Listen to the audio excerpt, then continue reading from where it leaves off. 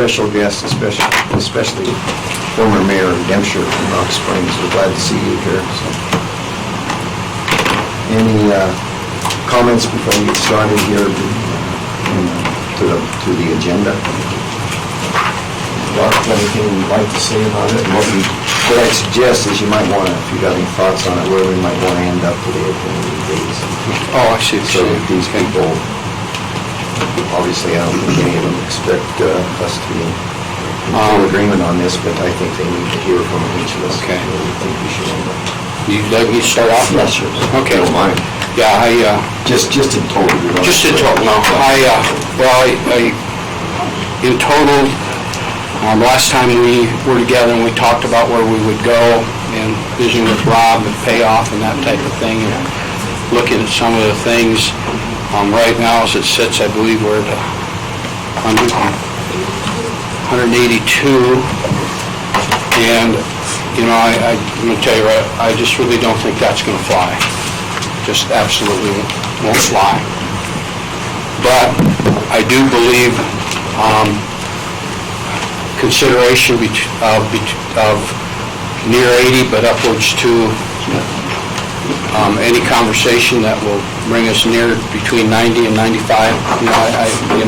So I'm really looking at that area of special purpose tax that will support that definition of special purpose and help the individual requests with a cap that will provide, I believe, in the neighborhood of 5 to 6 years of between 80 and 90. I'm not hard fast on 80, but tell you what, when it starts coming near 90, 95, my ears are going to go up real quick. So I would say 80 to 90, 95. But yet, closer to 80 we can get it, meet needs. I'm okay with that too. Okay? Thanks, Doug. Is that what you wanted? Yeah, that's just exactly what I thought. Okay. Lauren? I agree with Commissioner Wendell. I'm sitting at 80 is what feels good for me right now. That we can take into terms some bonding and that kind of thing later when we get a little bit further down the road. That being said, I'm looking at priorities that are going to make the biggest impact for our communities throughout Sweetwater County, and also the top priority projects, things that need to be done to make the biggest impact right now, that are going to actually make a difference, that are going to have follow through throughout our community. So that's where I'm at. I'm a little harder on 80. I don't see us going over 80, and I feel strongly that there's got to be special purpose items. We're not funding ongoing expenses for any community, including the county. That's another issue that the county and the entities have to handle themselves. Special purpose is key to this, and I think that the thing we need to look at is the population in these different areas. I point out that Rock Springs is the highest population in Green River and North Rock Springs, and then you get into the other smaller towns within the county. I think that's got to play a key part of where the funding goes, and I say that because not only where the monies are coming in, but where the greatest impact for those funds should be expended. So those are my beginning thoughts on it. What I'd suggest when we get to these, some of them, I think, in my opinion, just my opinion, I've looked at them, they're okay. There's some of them that I can strongly support without any further adjustment, but the total has got to come way down. I don't know exactly where that's coming from. I got a hard cap at 80. Jeff? I'm looking more, time-wise, and if we were to go 100, that would be about 7 years to pay off if we were at 1.2 million a month.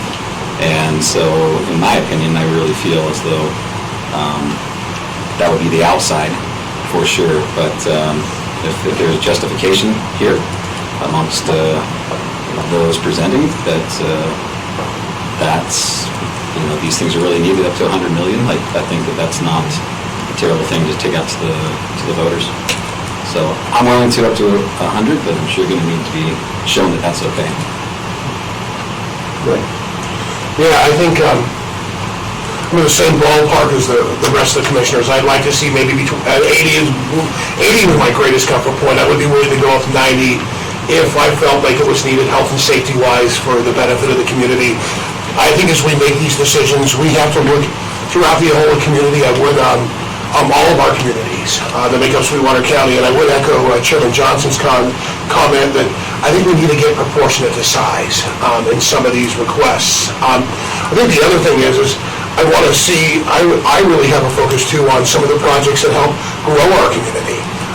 As we look at some of the daunting challenges we have coming up with potential Rocky Mountain Power issues, also within the mineral industry specific to oil and coal revenues, I think we have to make sure we're also setting ourselves up for some future growth in other industries. And so those are other things I think that are important to me are for really quality of life, but also how do we grow our economy in some of these requests also. So that's kind of where I sit at this point. So. Okay, thanks, Roy. And Lauren, we've asked you to head this up, so would you like to take over as far as the rest of the Before we get going, I know it's not an official meeting, but would it be proper to request that we start out with the Pledge of Allegiance? Surely proper. Thank you. You join us? Good. I pledge allegiance to the flag of the United States of America and to the republic for which it stands, one nation, under God, indivisible, with liberty and justice for all. Thank you, Mr. Chairman. Yeah, that's a good start for stability in this meeting.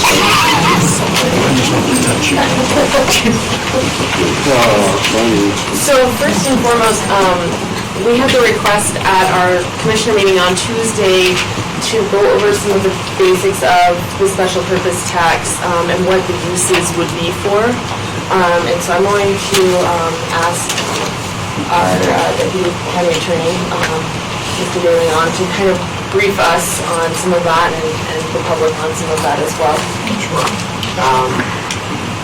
It's already been alluded to partially, I think, by the chairman and Commissioner Schaefer. The 6 cent funds are a specific purpose tax.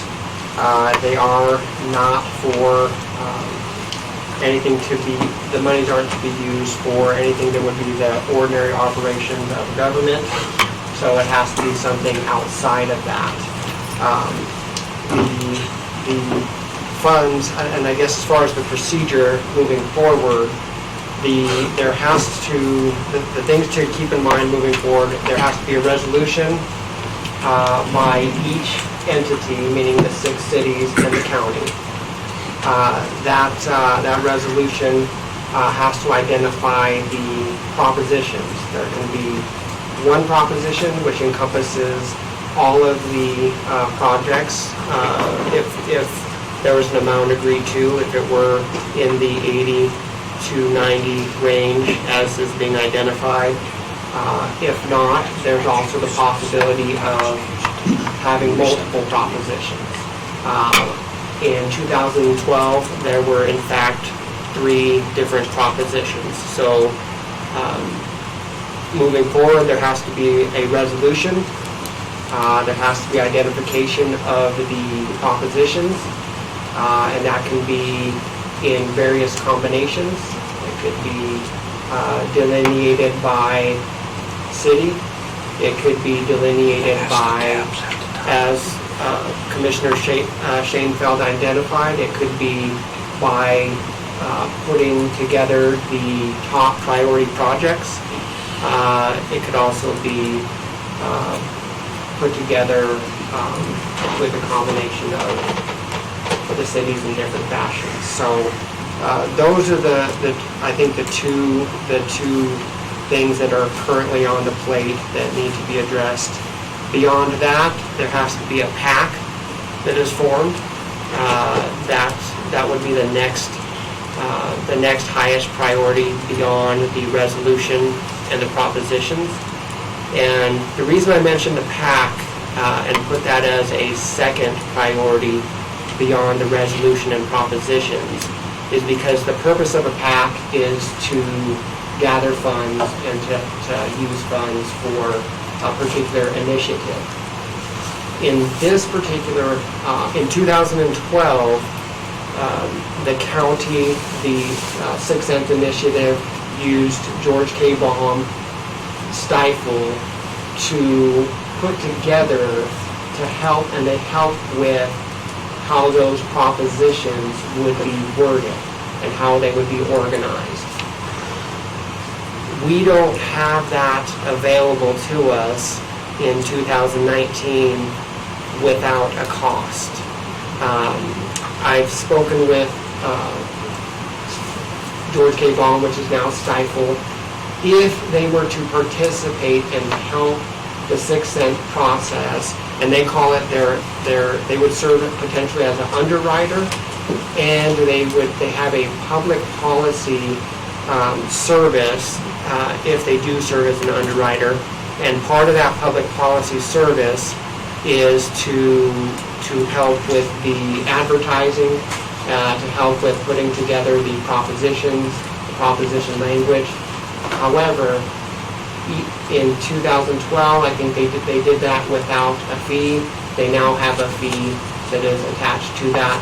That fee is approximately $25,000 to $30,000. And so that is something that will have to be determined by the entities involved if that is desired to help putting together those propositions, or if it is not. If it is, then the time frame for putting together a PAC may move up as compared to 2012. In 2012, the PAC was put together 5 months before the actual election.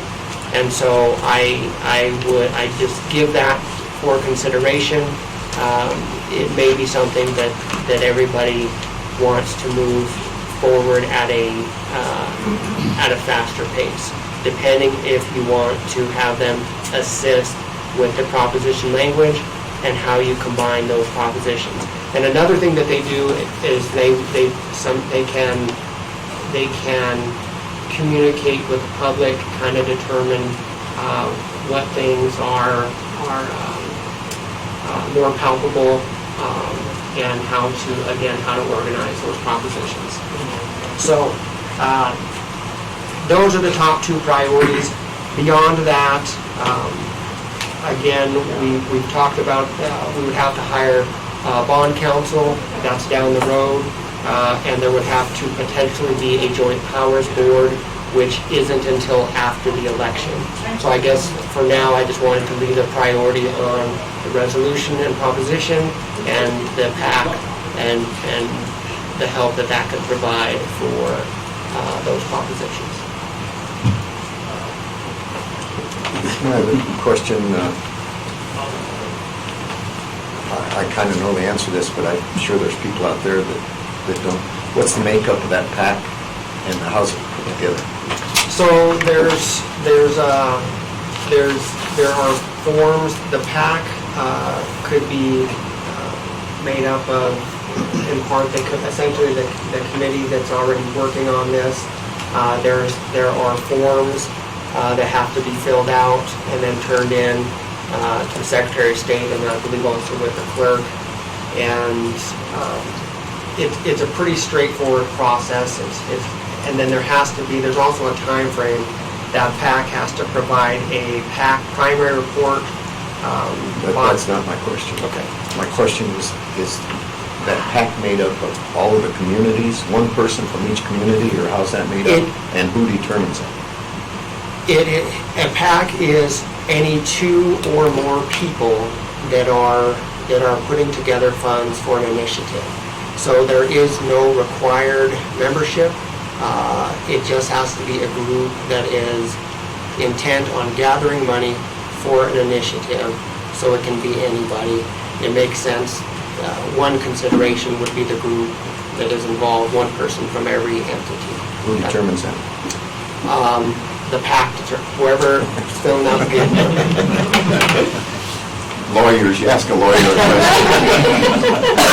With one exception over here. So the second one is, what are we going to get for $25,000 to $30,000 from stipend?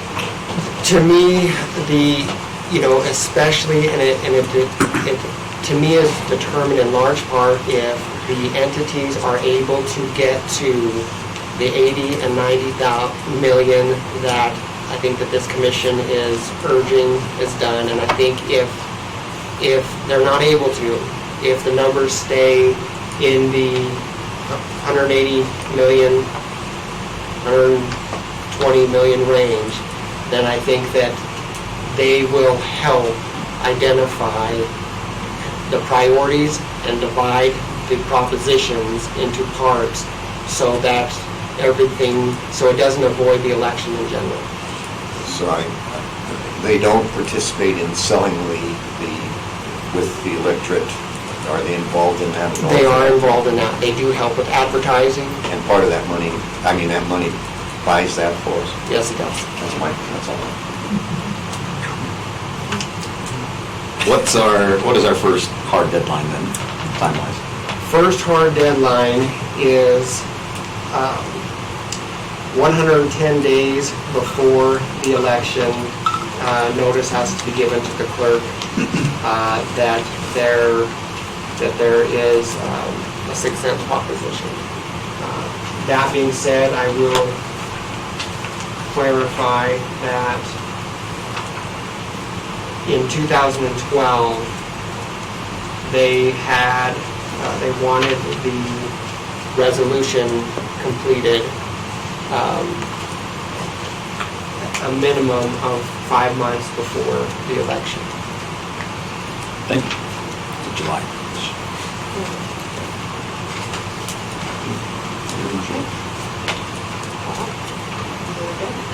All right, so we will start with Bear Oil.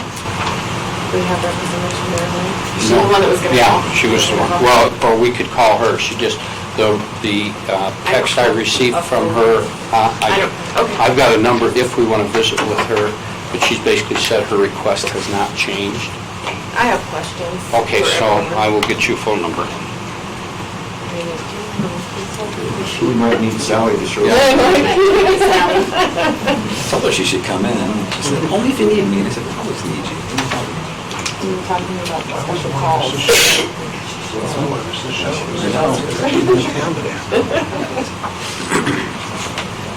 I told you. Be an indispensable salary. You write this one? Yeah. 307 328-2084. That's her work number for the office. If she isn't there, then I've got a personal cell. Yeah. And that's her right there. Just stay on.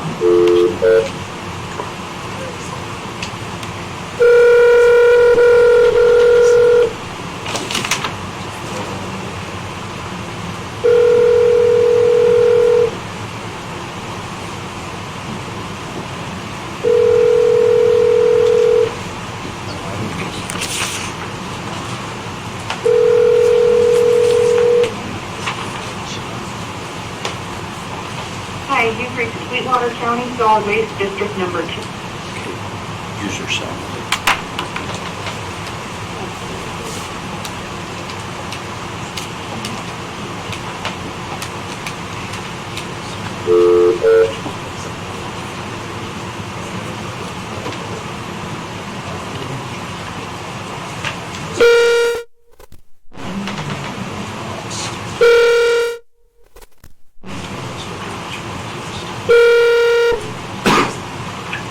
Hello? Hi, is this Sue? Yes, it is. Hi, Sue. This is Commissioner Lauren Shainfeld, and we're here at the special meeting for the Sixth Penny review. Okay. So we have you're streamed live and you're on speakerphone in our meeting. So I think we all have a couple questions around your request and Bear Oil's request. Is there anything that you would like to start out with before we go into our questions? No, go ahead, Nancy. So my first question is if Bear Oil has received 6 cent funds in the last 8 years. The first time around we did, but the last time that it was done, we did not participate. Okay. Are there any of those projects that were approved that are still outstanding and have not been completed? No, our projects were all done. Awesome.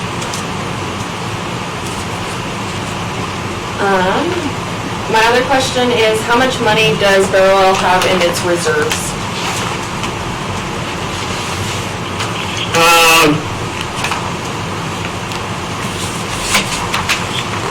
Probably about, I would say, I'm just guessing, but I think it's about 300,000. Maybe it's more than that. Okay. I can give you an accurate amount, but I'd have to go to town hall to do it. Okay, no, that's fine.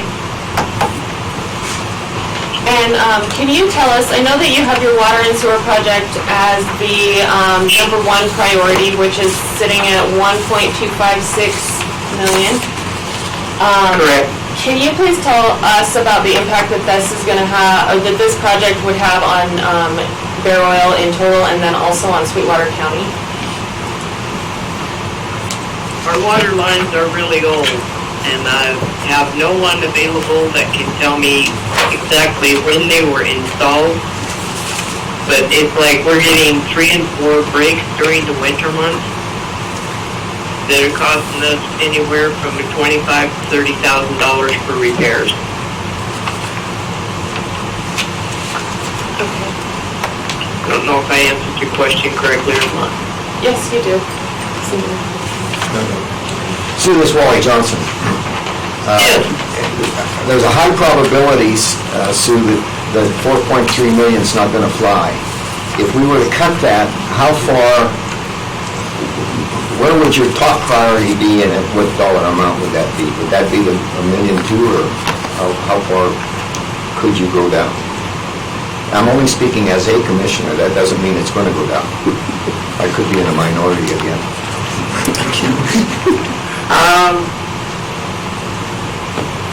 If I had to give anything up, I would give up my street project, the paving, because I think that the water is priority for the town residents.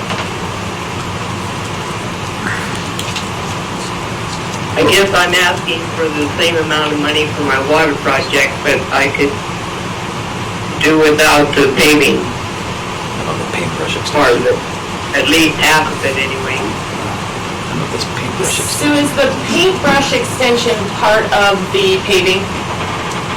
Correct. yes. Okay. And that's the part I could do without. There are some places that are in desperate need for repair. But that would cut down the amount of money that I would request immensely. Okay. That's all I have. Thanks, Sue. I know. So do you plan to bond your project? I guess I'm confused on that part because the first time around when we did this, we were required to bond. And I didn't know until just recently that there was an option of not bonding.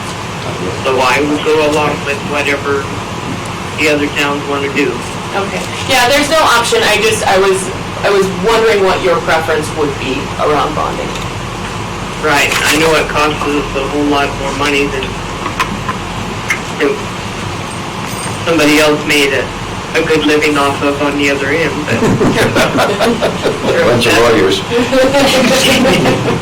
that's kind of what we were told at the time, and we didn't argue the point. Okay. Do any of the other commissioners have questions? You did a fine job. Good job. That's all we need, Sue. Okay. Sue, thank you so much for your time. We are going to continue with our meeting. I don't know if you are available, but it is being streamed live, so if you do want to watch, you can get on and watch it. And if we have any additional questions, we'll get back with you. Okay, I appreciate that. Thank you. Thank you. Thanks, Sue. Bye. You're welcome. Okay. So the next group that we have is Granger. Mr. Chairman, for clarification, could you tell us what they would be cutting out? Primarily the pavement. How much would that be? That's the balance. If you take, if I understood it right, she said 4.3 million, and that would take it down to 1.2. It would be 2 point, well, no more than that. It's $3,096,637.98 would be the cut if we did that. So it would leave their total request for that priority at $1,256,520. Thank you. You're welcome. Let's keep it score at home, nice job. I'm a numbers guy. Thank you so much. On the back page of the spreadsheet, when I made the corrections. Oh, perfect. It was just more of a,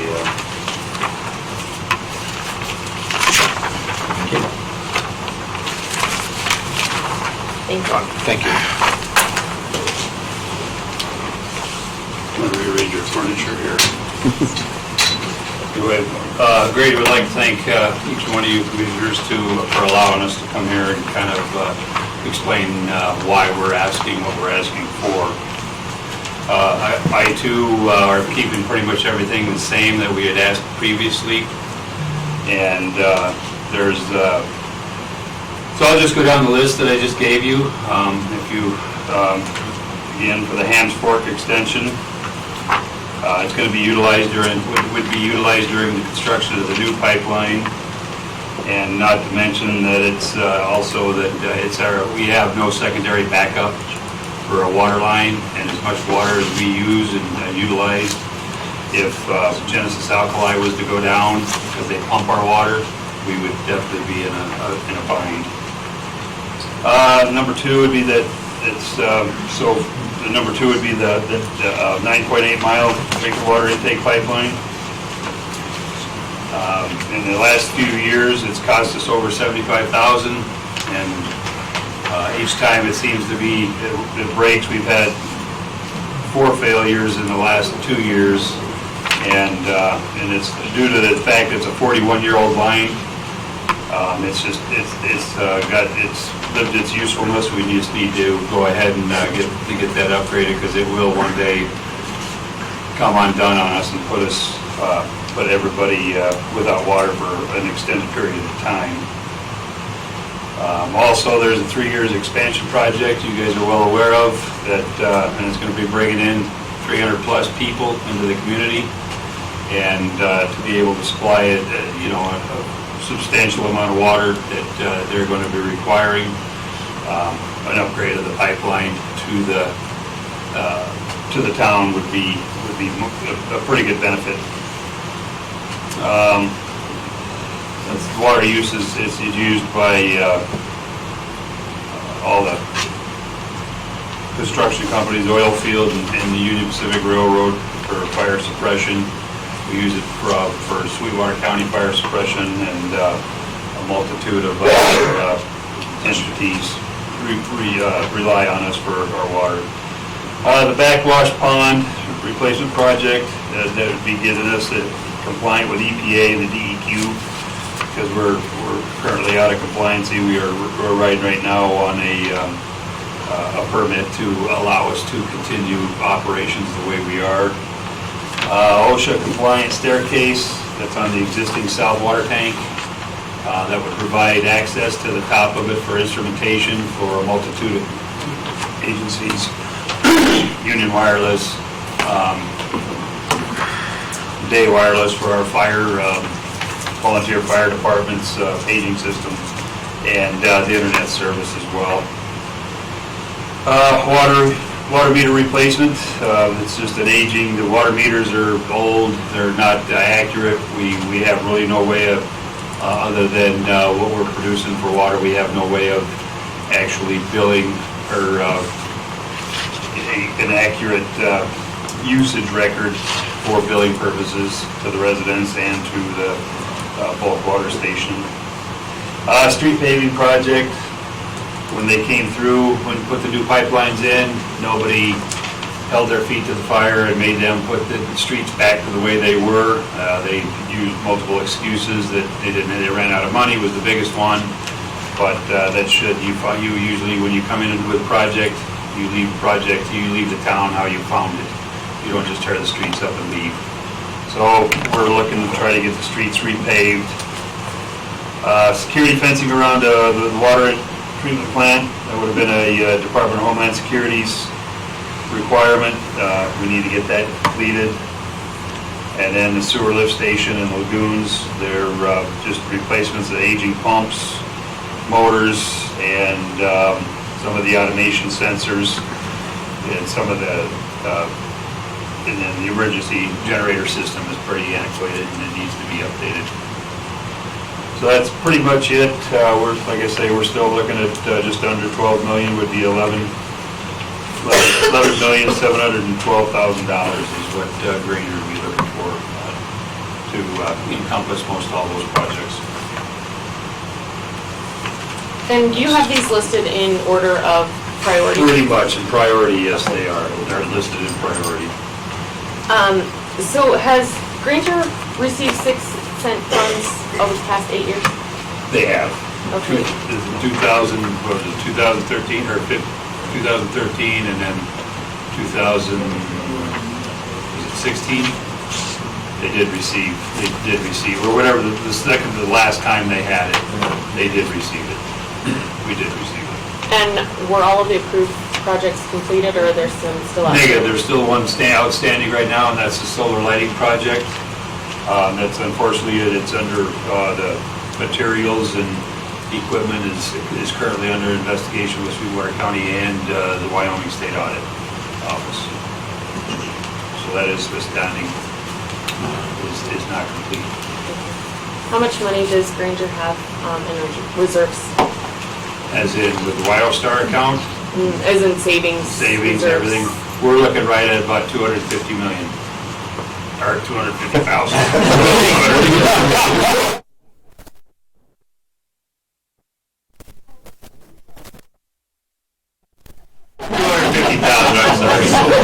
Yeah, 250,000 is what we have in the coffers.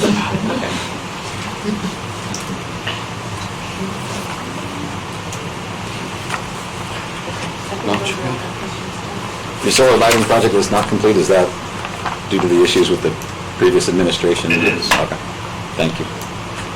That's all I had. Yeah, Mayor McCollum, thank you for the very detailed information. I think that's very helpful. As we look down priorities, I look at your number 2 priority of the 9.8-mile drinking water intake pipeline project. Estimated cost is $6,050,000. How detrimental would it be if that wasn't funded? Because as we look at trying to cut some of these down, I mean, your second project is the highest project here. How detrimental would that be? Well, it's detrimental in the fact that, well, obviously, potential growth of the town with the expansion projects that are going on. Not to mention the fact that it's aging quite a bit, and it costs us quite a bit. It's anywhere from, like the mayor from Bear Oil says, it's every time we have to repair it. This last one was almost $35,000. Because it couldn't happen in a worse place to have the rupture. There were, it's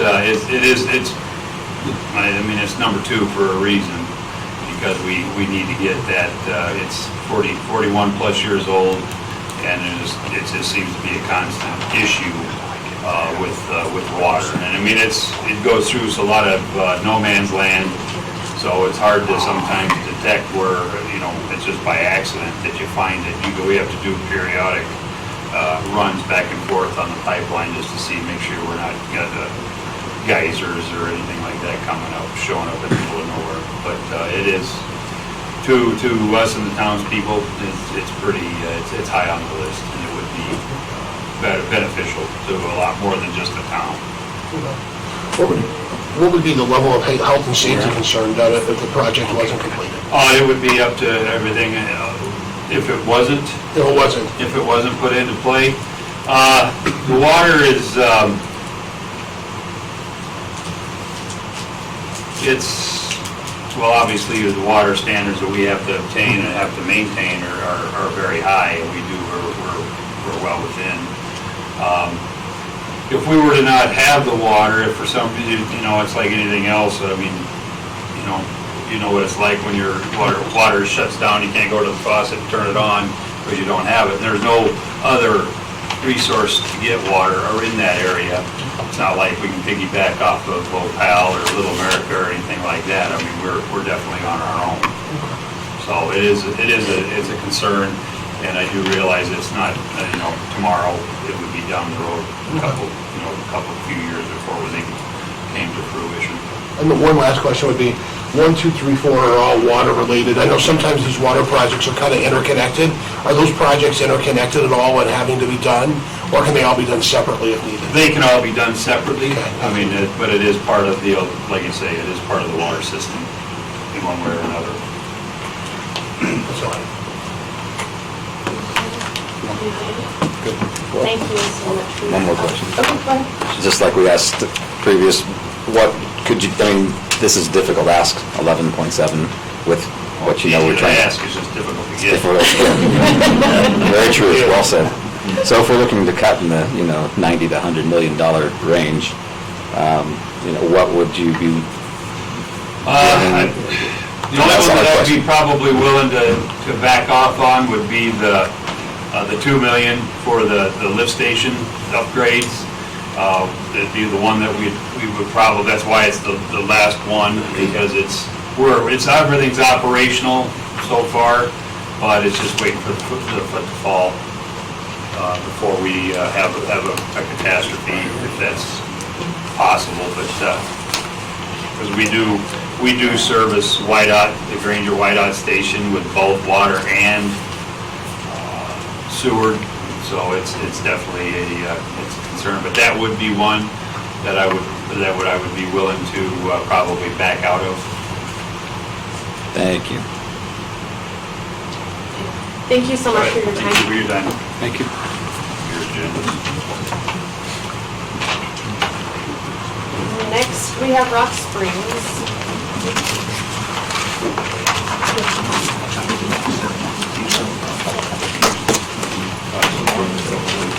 We'll just come up front, how's that? That's good. Shy?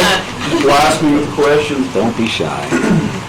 Mr. Chairman, Commissioners, thanks for having us today. We hope to be part of the process and get through this dwindling down phase. With me in attendance today, I've got Councilors Rob Zotti, Denise Windorf, Demas. Charlotta was supposed to be here, but I think he got scared. We've also got Laura staff, department heads, Paul Kalsich, Jim Monsley, the fire chief, Joey Pacheco, our police chief, and our park superintendent, Mark Lyon. So, if Charlotta rolls in, we did advertise a quorum, so just for the record, we're good there. With that, not much change for Rock Springs. Same request we had back in October when we last met. We're both, we're still rather sitting at a $42,410 request. Making up of that is essentially infrastructure projects for the Rock Springs at $22.5 million. And then the state agreed to sponsor 3 different sponsorship projects. WCA, building expansion, the airport, commercial terminal funding assistance, and multi-use recreation facility, which total $19,910,000, which makes up the total 42. We feel at the city as though it's a pretty reasonable request, given the amount of population that we represent. We've already cut about $15 million in an infrastructure project when this first began, and since then, pretty much remained firm on thinking that it's reasonable within the means of the amount of population we represent. So,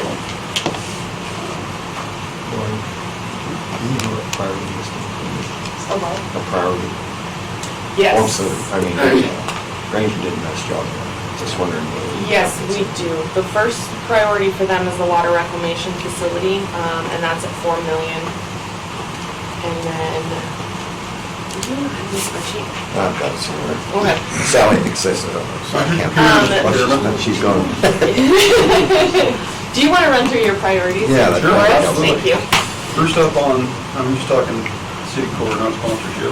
Our first priority is the water reclamation facility, odor control improvement project.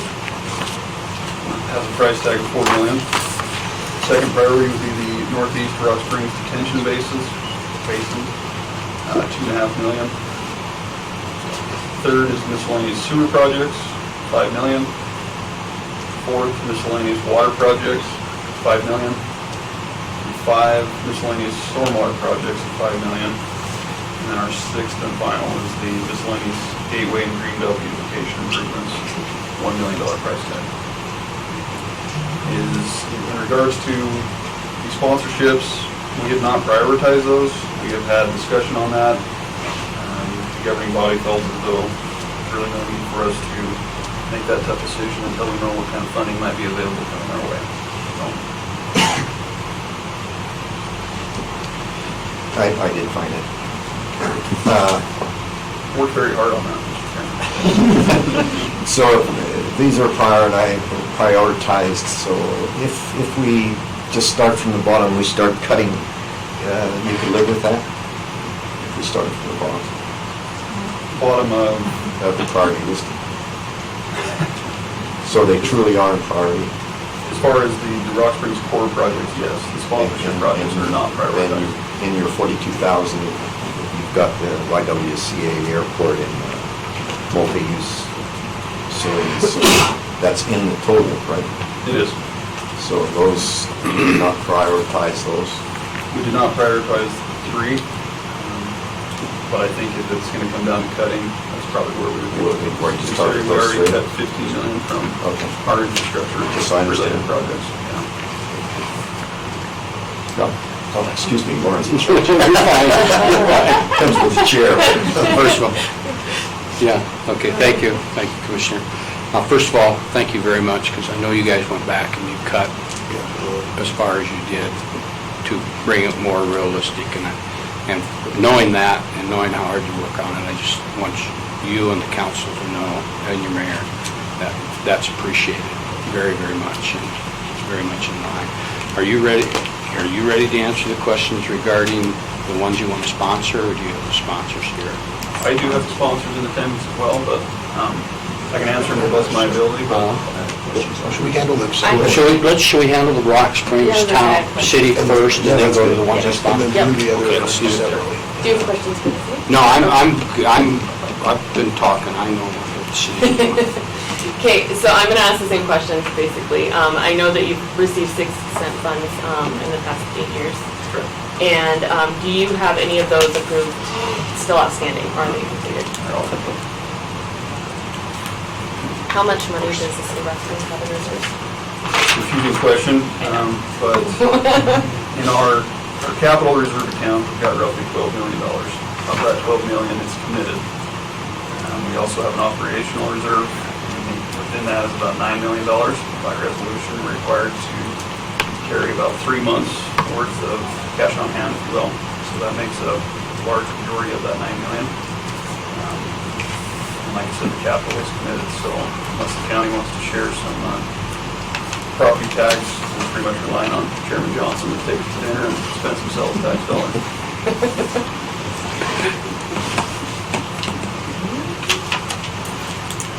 And now, because you guys have a fairly significant number of projects, do you have any opinion on how you feel those projects should be placed on the ballot? I mean, the majority of them are infrastructure projects. Yeah, we actually, everybody had this discussion Tuesday night at our meeting. Looking at it, you kind of see quality of life versus infrastructure. We don't have that narrowed down to its entirety. I would think, our core projects of $22.5 million would probably all go to the infrastructure base, and then we have to figure out how to divide up the sponsorship opportunities. So I don't have a direct answer for you. We are working on that. Within that discussion, we also talked about bonding and what's needed and what isn't. We did take a vote on whether or not we want to bond the full entirety if we are awarded those funds. And we decided that no, we think it'd be important to bond a portion of it, but not to its entirety. And at what level, we haven't decided yet, because again, we're waiting to see what kind of outcome comes from today. Did that answer your question? Yeah, you guys. Keaton, that question's a good question. I think it's extremely important how this is put on the ballot, so make sure I understand what you're saying. If the top ones for the city, you're willing to live with those all as one item, right?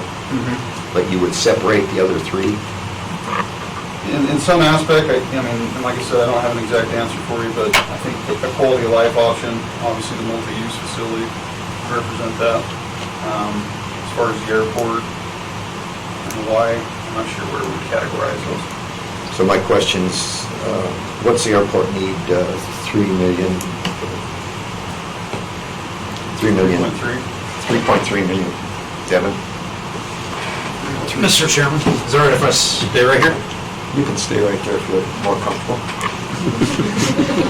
All right, Mr. Chairman, Commissioners, the 3.36 million is what we have estimated and based our local match for our $18.5 million terminal modernization program. The program at $18.5 million would be largely funded by grant funds of $15.14 million.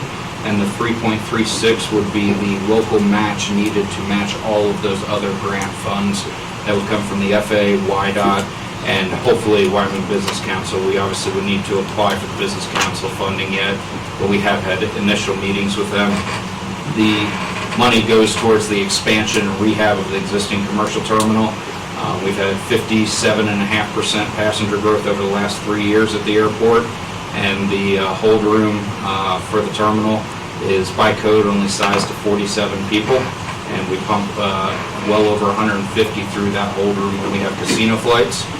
Just yesterday we had 220 passengers deferred in to our airport, and it's fun to see how you cram 220 people into a room for 47 people.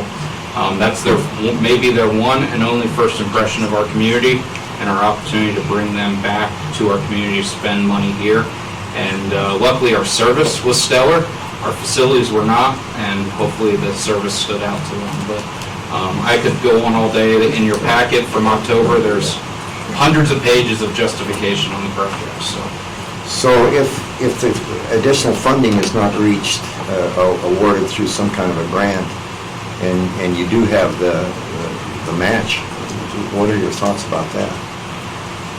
Mr. Chairman, my indications from our funding partners at FAA, YDOT, and the Business Council is that it's not a matter of if, it's just a matter of when on the grant funding.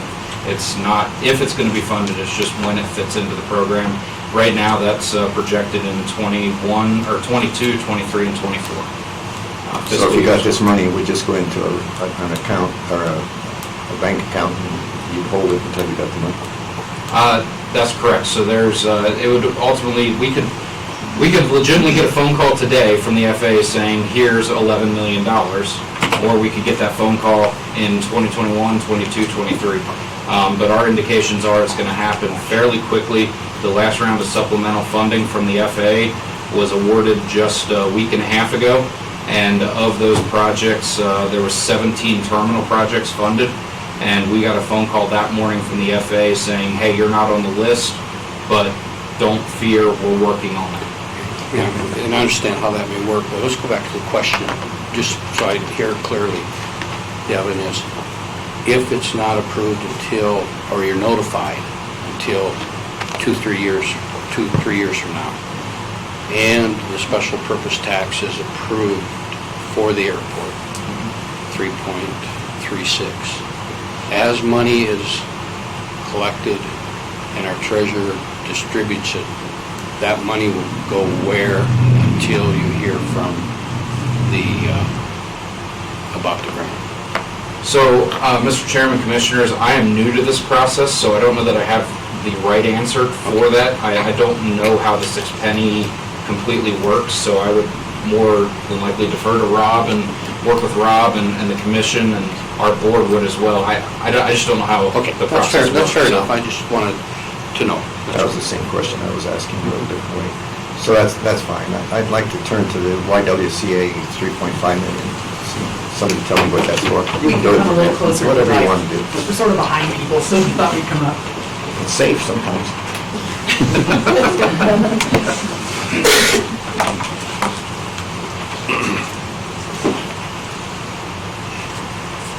Finally, someone joined me. See, and I even bring sparkly jackets. That's good, that's good. It's festival Yes, of it's trees. festival, yeah. So you have to You look look better in festival. Keaton, I'll say that. Go ahead. There you go. Okay. So, questions about the YWCA? Yes. What it is, it's basically an expansion of our childcare program. The last time we expanded the program was in 2010. We had a business council grant. I can certainly answer Commissioner Shankfeld's general question. No, we've never received 6 penny money for it before. We had a business council grant in, let's say, at about 2007 to 2009 to build a specialized program for infant and toddler care.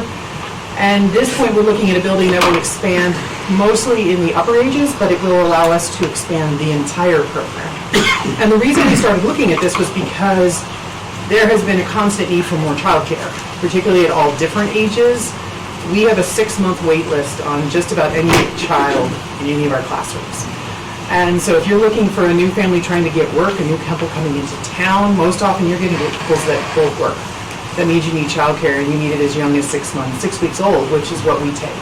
We're one of the few childcares that do take the infants, that someone can get right back into the workforce.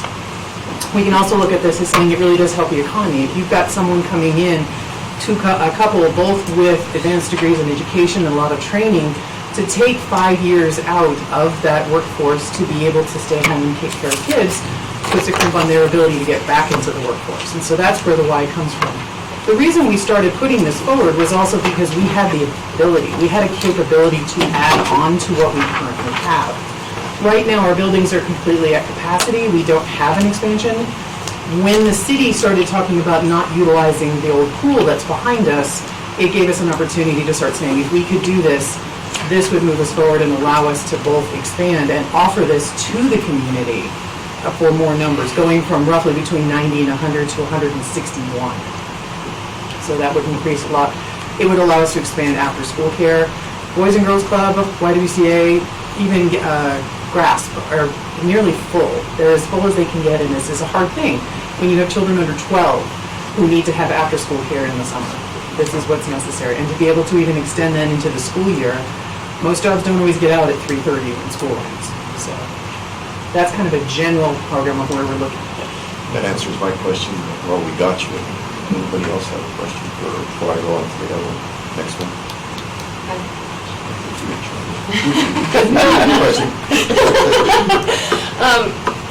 Do you have a preference on whether your initiative would be placed by itself on the ballot, or if you would like to share with others? Well, no, we always love the idea of being grouped together with other things that people like because it gives us a better chance. Good choice. Who would like something more than a why? It's not always.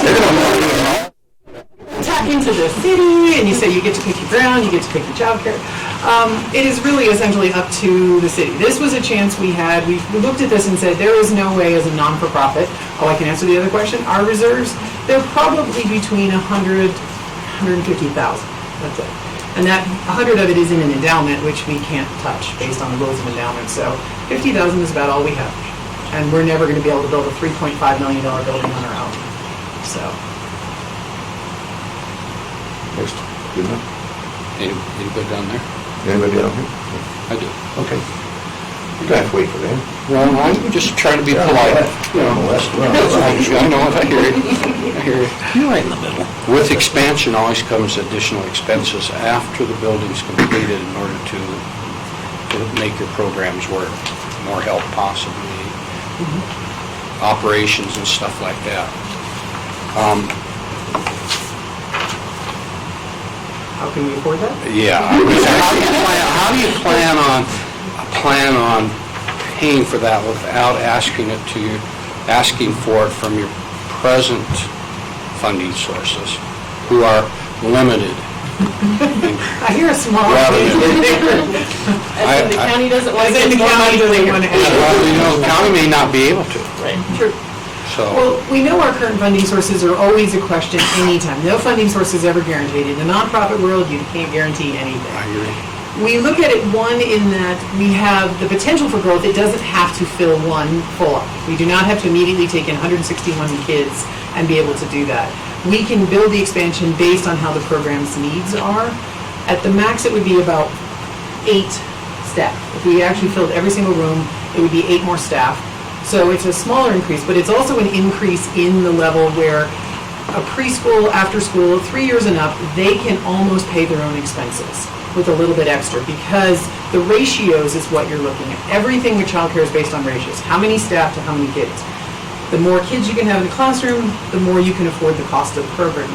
The main place we're going to focus on is the after school and the older ages, which have the ability to pay for the cost within, which we've done over the last 10 years, because we paid all the costs for the building that we currently sit in. It is owned by the city, but we pay all maintenance, we pay all repairs, we pay everything we do, excluding shoveling of snow, which we really are very grateful today that the city came and plowed our lot for us, because officially it's still theirs, but we know that will be an expense we must do because our current maintenance man cannot plow the road, so those kind of things. We've always been able to cover utilities, we've always been able to cover costs.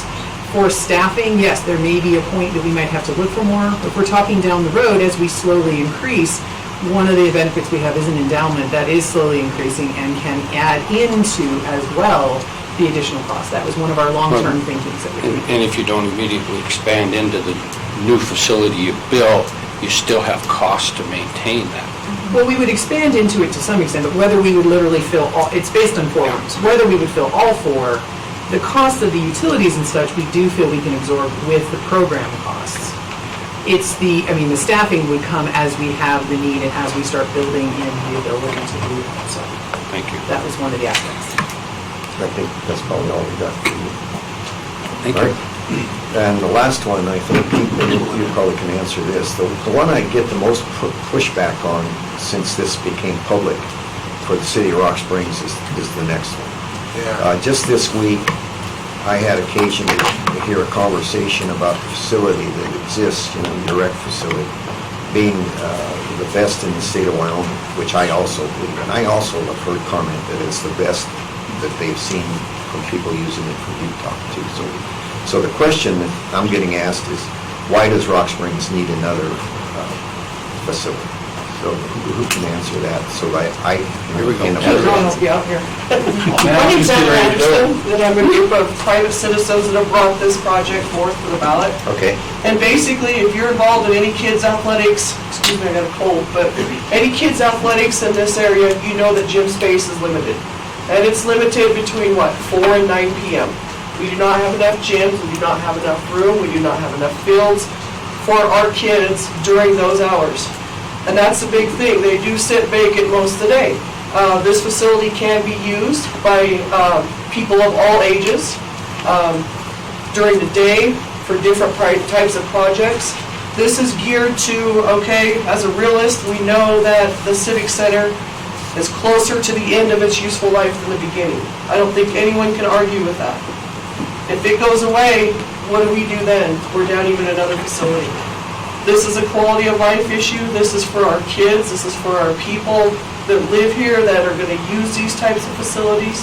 And there probably will be pushback, but I bet you I can get some more pushback the other way if we start showing up at some meetings tonight. And I would be honored to have this as its own, what did you call it? Ballot issue. Yeah, in conjunction with other quality of life projects. Because the average age in this county is 32 years old. They have different types of values and interests than a lot of people. Me, I'm close to 50. I'm almost 50. I have a different value system. This is still one of those. I have a lot of friends. I have a lot of younger people. I'm born and raised here. Hopefully I'll have grandkids coming up through here. They need a place to be. We do not have enough facilities for our kids, flat out. If you got a follow-up? No, I was going to just, I'll save my follow-up until I'm, go ahead. What You might help me. Yeah, I don't know, but when the, real world building gets approved, Okay? who's going to be titled for this building? It would be the city of Rock Springs. Okay, so the next question is City of Rock Springs. What's your business plan for this building?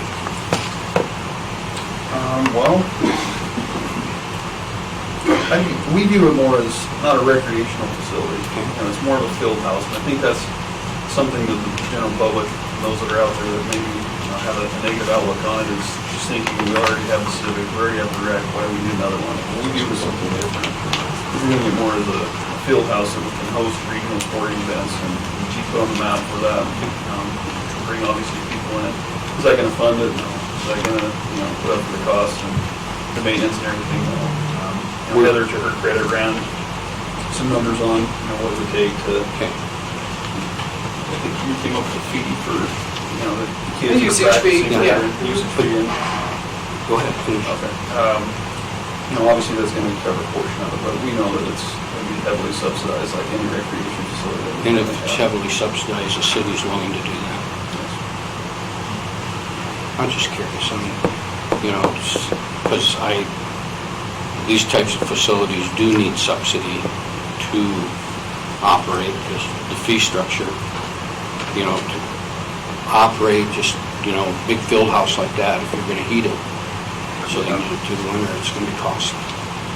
And we realize that, and this one, it's a tough one, it's a sticking point with a lot of people, but to Heather's, as she alluded to, we do have a young community, and we have heard feedback from citizens in our community that quality of life is something that, I guess kind of takes a back seat, or has been, and primarily we've been focusing on infrastructure projects when it comes to city spending. They like to see something else that they can be proud of, and sporting with soccer events, and we're going to Gillette, and Being a high school principal, having the gyms we've had over the years, I get it.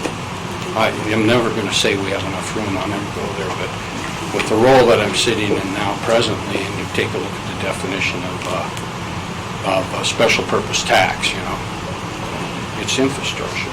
It's those types of things, roads and water and sewer and that type of thing. I think there may be some other avenues to help with quality of life, but that's still in the mixer at the state level with legislation and stuff like that. So, but I just wanted to know kind of, because it's going to be important that the people,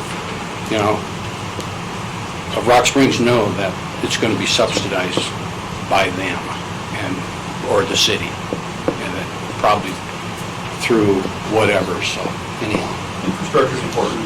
Yeah. We understand that, and that's, I think as a county and a community, we've been fortunate enough to have people support that. They seem to, we felt like quality of life would be another option that they might like to invest in, similar to the jail, medical office building for the hospital, and things like that.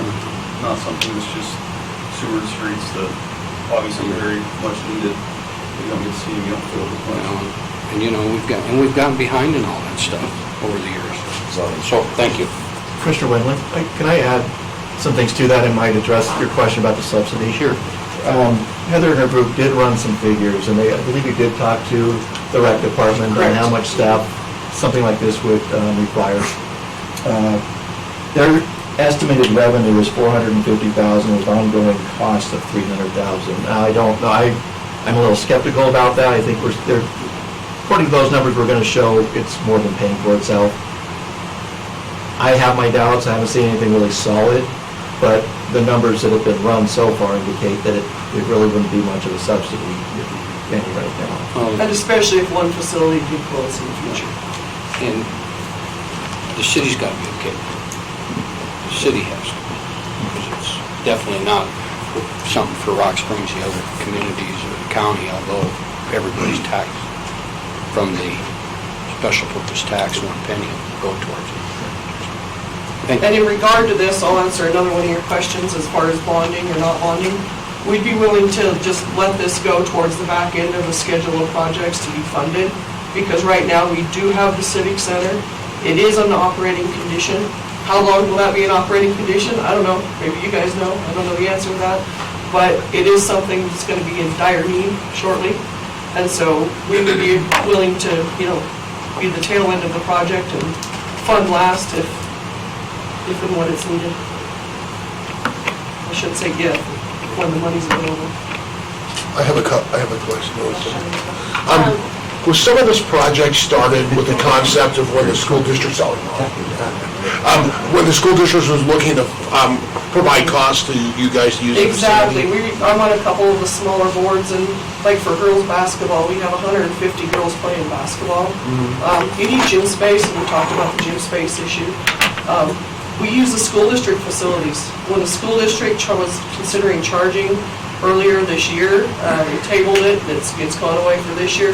It was gonna cost us an extra $130 per athlete. I know the wrestling, I think the figure for their group was like $11,000 to meet those facilities, to pay for these facilities. You try and pass that on to kids, there is none of these entities. All of these sports go away. So I guess in the end, then you won't have to worry about gym space because there won't be anyone doing any of these types of facilities. But then we just gave up on all of our youth too, so. But they chose not, they tabled it at this point, so. At this time, we tabled it this year. Okay. Well, I'll just throw out that I've never coached in Rock Springs, but I've ran youth football league in Green River, I've ran the wrestling program in Green River, and I know we have different population sizes, but we've been able to make do with gyms and stuff for years, and as I look at some of these projects, I look at the value of the project, and Commissioner Johnson said he's probably had more pushback. I've probably had more calls in support of this project than I have in pushback, but I will also say, I think it's hard as we look at having to cut almost $100 million, whether it does meet the need at this point to have to look at that for me. Even though I do see the validity of this project, it's hard for me to see the operating costs and some of the other pieces to that. And maybe that's how you're gonna address how you set this up, or, are you gonna do a quality of life ballot, are you gonna do a maintenance or repairs ballot, are they gonna go both up there, and then what are your dollar amounts gonna be on these? I mean, that's a question that you guys are gonna have to figure out, so. That's what I have a question when you're finished. Thank you. Keaton, I think this is probably, well, it could even go towards you, Heather. I would like to know what this, outside of what it's doing for our kids now. I like Commissioner Boyd, have received a lot of phone calls in support of this project, a few pushback, but a lot in support. Most of them parents with kids in sports with my kids, and so they want the facilities. But I would like to know what the impact would be of holding even just one weekend event for football, one weekend event for basketball, for our different, something that would be reasonable, that's going to bring population into our community. Because I feel like if we're going to look at our taxpayers to invest in this kind of money, it's going to have, I want some numbers, some idea of, what Casper does. Casper brings people in every single weekend, solid, all year round. They have awesome centers. And they're in the center of the state, so that's kind of why it was focused around Casper. But I feel like that could be a good thing for Sweetwater County if we can get some of those ideas around that. So I don't know if you have any of that now, or if you can come back to us. That's what this is geared to. I mean, it's the gym space and the places for our kids to participate in that. But that's the end result, is if we can get people into our community. Rock Springs is not a destination community. Green River is not a destination community. I'm sorry, I'm a realist. We don't have a lot of people coming here. But if we can have tournaments here, we can have 50 teams coming here for a weekend to compete. We had a state tournament here a couple of years ago. We had over 50 teams, 500 kids. Let's just say 350 families coming in, spending money at the grocery store, spending money at the movie theaters, buying gas, lodging, all of that stuff. So it's not just, we're just going to have a place for our kids to play. We're bringing people to our community. If soccer did one once a month, if football did one, if baseball and softball did one, and we have all these different organizations, wrestling, that can do this stuff and bring these people into our community, it benefits the whole community. As a business owner in this county for 20 years, there is nothing worse than January, February, March when no one's knocking on your doors. Okay? You bring people in January, February, and March, you just give them a shot in the arm and they can have extra reserves come in. So it helps, not just helps the kids, but it helps at all levels of their income. Thank you. I think how this is put together on a ballot is extremely important, and we ultimately are going to do that Commission's going to do that. But we would obviously be interested in other entities, like Rock Springs in this case. We would like to see it on the ballot. And if, say for example, if we're in agreement with the 3 extra the line items that you've got on here, how those are put on there is extremely important. Let's assume that the naysayers are in a majority on this, especially this last one we're talking about. You've got to be careful that that doesn't take everything down. And you've got the 3 extras, the airport, if they're against the airport or for the airport. These are extremely important considerations if it gets past us, because in my opinion, we're going to cut this back to 80 million. And some of this might be part of that cut. But I think Rock Springs is the highest priority as far as the population goes. So I just say to you, Keaton, and the city of Rock Springs, your council, to look at this very carefully and make a recommendation how this goes on the ballot. That's all. I appreciate that. When we had that conversation, we were close. We were just, it's tough to start doing some cutting and some dividing without knowing how much is there. And that's why I think we're there. But Bringing it's a quality of life initiative. If the public doesn't like it, doesn't want to vote for it, then it's done. And it doesn't bring down everything else. We have no problem with that. That's the point I'm making. But I also think one of the dangers of that too is, I think you also have to look at what the total amount is on the budget. If we had 45 million in quality of life, but 110 million in municipality money, that's still $160 million to the voter. And I think that could be deterrence if we're above that 80 to 90 and getting the money through. And there have been parts of me that have wondered in this process, do we just say, you know what, we're going to put every project on the ballot and let the voters decide. But I firmly believe if we do that, nothing's going to pass. And I believe then there are important projects that have to get through in this money to better our community. And so we have got to get it to a reasonable amount, no matter how it's balloted, into a place where the voters will vote.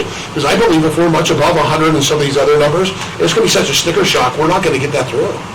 And I think it's important to get some of these projects through.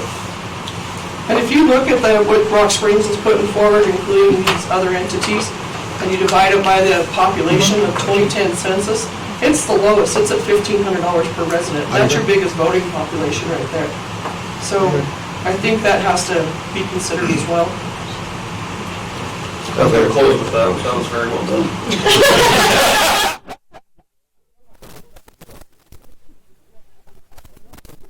That's a good point. That's So, Wait, do you still go anywhere? okay, is that it for me? No. No? What else can I answer for? Well, so this is one man's opinion. This is okay. My turn. I thought you were through. Go ahead. Being a patron of the rec center and an occasional patron of the civic center, and now having a wife and friends who are patrons of Planet Fitness, it is to us it's very disappointing. I've seen the numbers over the years diminish at the rec center, and the equipment, older and older, and the renovation, nothing seems to be happening there. And a lot of the people that I speak with, while in favor of the multi-use, say, well, what about the rec? Or what are we doing with that? Can't we make it better? Look at Pinedale, look at some other places that you go, smaller communities that have just newer, outstanding facilities. So would perhaps the other project of $8.5 million and $5 million go to the rec center, a renovation or something like that? That's what I'm hearing from a lot. That's right, they do. I hear from a lot of the people that talk with me. Well, what are we doing with the rec? I did speak with Mayor Como last week, and he said, we don't have any plans. It seems to be going well. And that's not really what I wanted to hear, or what my other fellow patrons wanted to hear that attend there. So just bringing that up is something that could be a hindrance to this project. Is, again, here you have 2 facilities that really, I don't know how much you want to put into the Civic anymore, but the rec, it really could use a facelift. It could use some upgrade, and it could use some help. And if we're putting money into something else, why are we letting this sit there and kind of wallow away, get old, and die? And here will come this brand new shiny penny that looks great. So, I don't know if you have any comments on that. Well, it certainly contradicted the Chairman Johnson's view of it.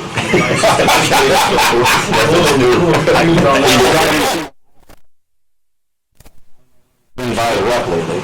But I'll tell you what, the Civic Center has been there longer than I've been alive, and it's served a very, very good purpose. It continues to serve. It continues to serve. Continues to serve a wonderful population, absolutely. Exactly. But when you go on a Saturday and you can't get a treadmill because 2 are broken and 2 are being used, upstairs or whatever, it's really discouraging, and people say, I'm out, I'm going to go where there's 20.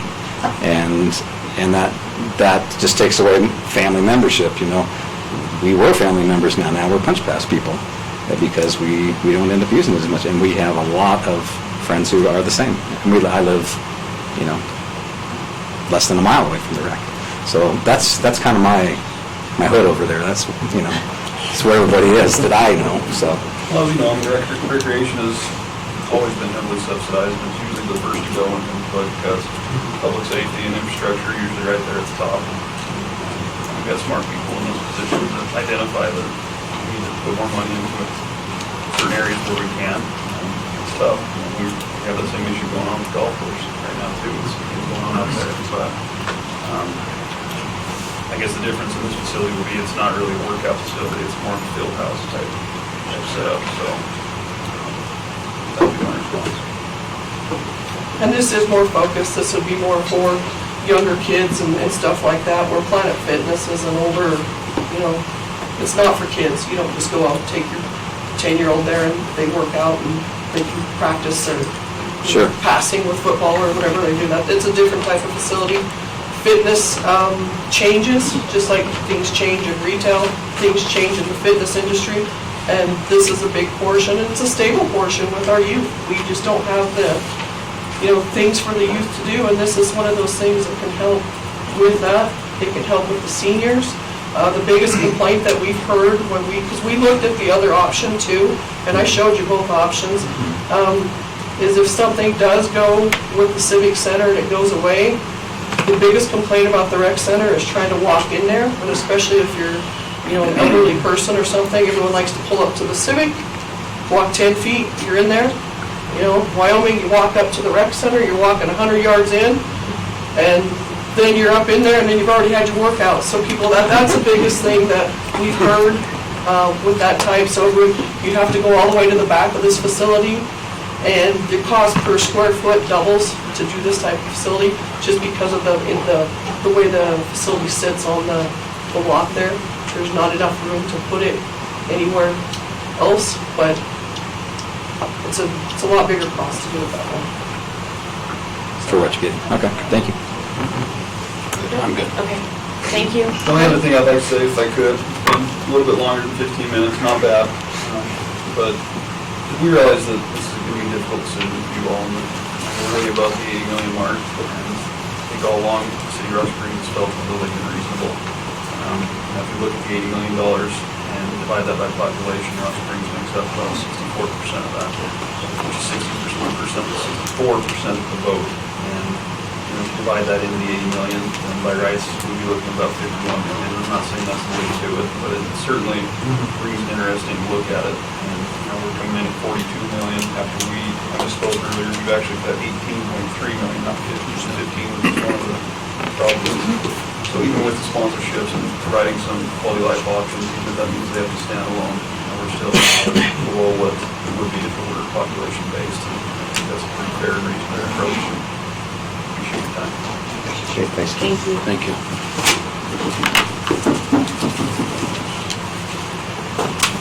So next we have Superior.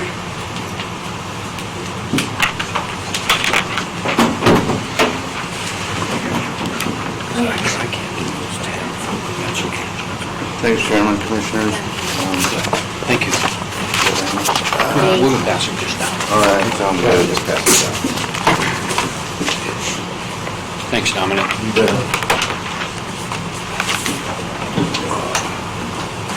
So first we started with 2 projects, and one was the sewer lagoon facility. And it was basically just to update the discharge through drip sprinkler system. It'll eliminate future permits, additional costs for chlorine, etc. And a solar panel installation for existing irrigation, installing new fencing around the area. That was $160,000. Project 2 was to drill a new water well. The wells that we have now are over 30 years old.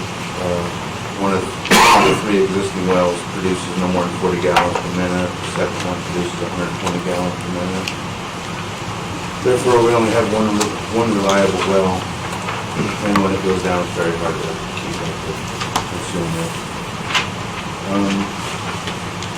The third project, which we added after we heard back from the AML funding project, we didn't get that, was basically fixing the water line that runs from our wells to our booster station, which our booster station then picks up and boosts the water the rest of the way to the water treatment plant. We have 2 tanks in between there. It's not treated water, but it's holding tanks, 100,000 and 50,000 gallon tanks. In between that line, we have a lot of valves that are old, and what we've been dealing with lately is breaking valves along that transition line. And some of the other one was to basically fix the little mandatory upgrade for EPA, and that's in between, mostly at our water treatment plant. And so basically, I don't have the total written down, 1.5 million. Yeah. And so, I know the last question when I was here last year, the SLIB, when we didn't get the AML project funding.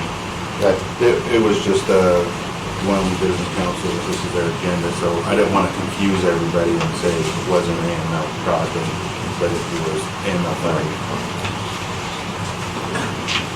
It really upsets me to hear that a place like Superior and Reliance, and they turn them down for AMO funding. It's very obvious to me that those lines that are there are damaged because of all the line subsidence, you know. You should be able to get those funds, and I advocate for that every time I get somebody that might listen to me. There's no communities in the whole state of Wyoming that deserve it more than Reliance and Superior. It's a shame. I agree with you. As far as I'm concerned, we'll take that slack up. I have one question. Yeah, you go. Is that water still radioactive? Is it still wet? Oh, no. Those wells are further away. Yeah, they're further away, Yeah. That's all. Have you guys put in for 6 penny in the last 8 years? Yep. And did you receive it? Yep. Okay. We got all our roads paved and sidewalks on the 2 streets. And those projects were completed? Yep. Okay, thank you.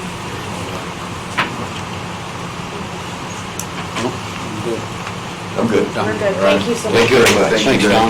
Good presentation. Good job. Do we want to keep plugging along, or do we want to break? I'm okay. Just take a short break. Yeah. Back at 1, at 3? 3? 3's fine.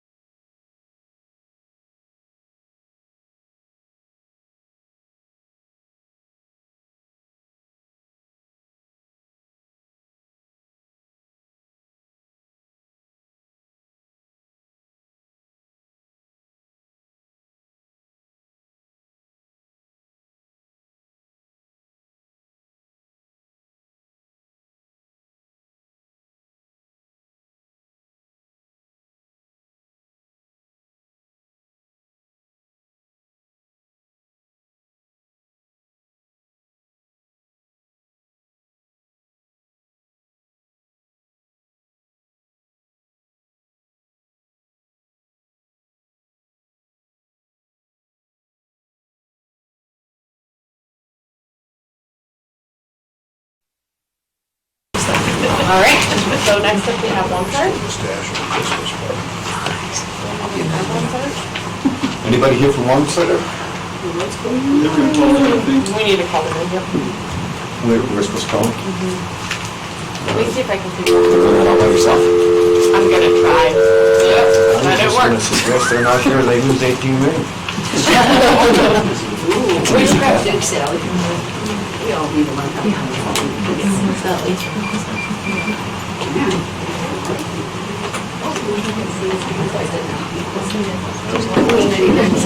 Maybe show me how to work the phone. Gotta retrain us again.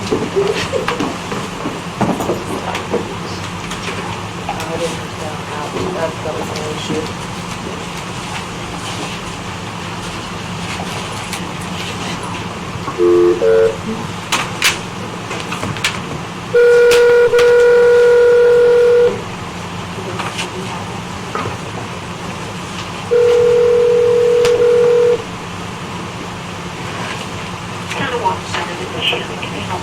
Hi Shannon, this is Commissioner Lauren Schoenfeld, and I'm calling for Gary and Mayor Erickson. Okay, hang on just 1 second. Thank you. You're welcome.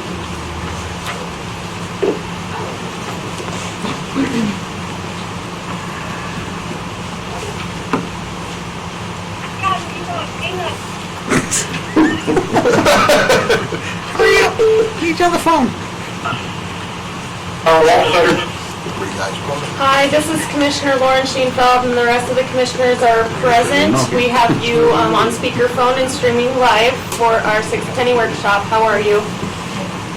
Good, how are you? Good. We're going to let you start off with anything that you'd like to say about your project, and then we'll have some questions for you. Okay, this is Mayor Erickson and Gary Waldner. Good afternoon, gentlemen. Afternoon. We have knocked a few projects down on our list here. I'll go through them first, and then I'll show you what we took off our list. We have 9 projects on our list currently. Our industrial loop would be repaving and some infrastructure as far as water lines and sewer lines. That was at $4,265,566. We had water and sewer lines in town to be replaced, and some paving. That was $4,723,000. Our fire department building was $898,000. Ambulance vehicle bay was $382,000. A loader and a dump truck for the town of Wamsutter. Equipment-wise is $420,000. Rec center, town hall, police department, library, and public works building was $6,350,000. Park bathrooms were $408,000. The finishing of our town maintenance shop, $236,000, and town housing for police and such for the town of Wamsutter was $500,000. We have taken the town housing for $500,000 off our list. We have taken the park bathrooms for $408,000 off of our list, and we have reduced our industrial loop project from $4,256,66 and reduced it by $1 million. And also the water and sewer projects we have reduced by $1 million. So our total now would be $15,265,566.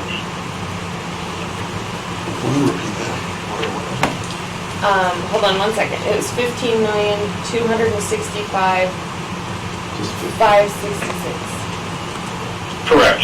Okay, thank you.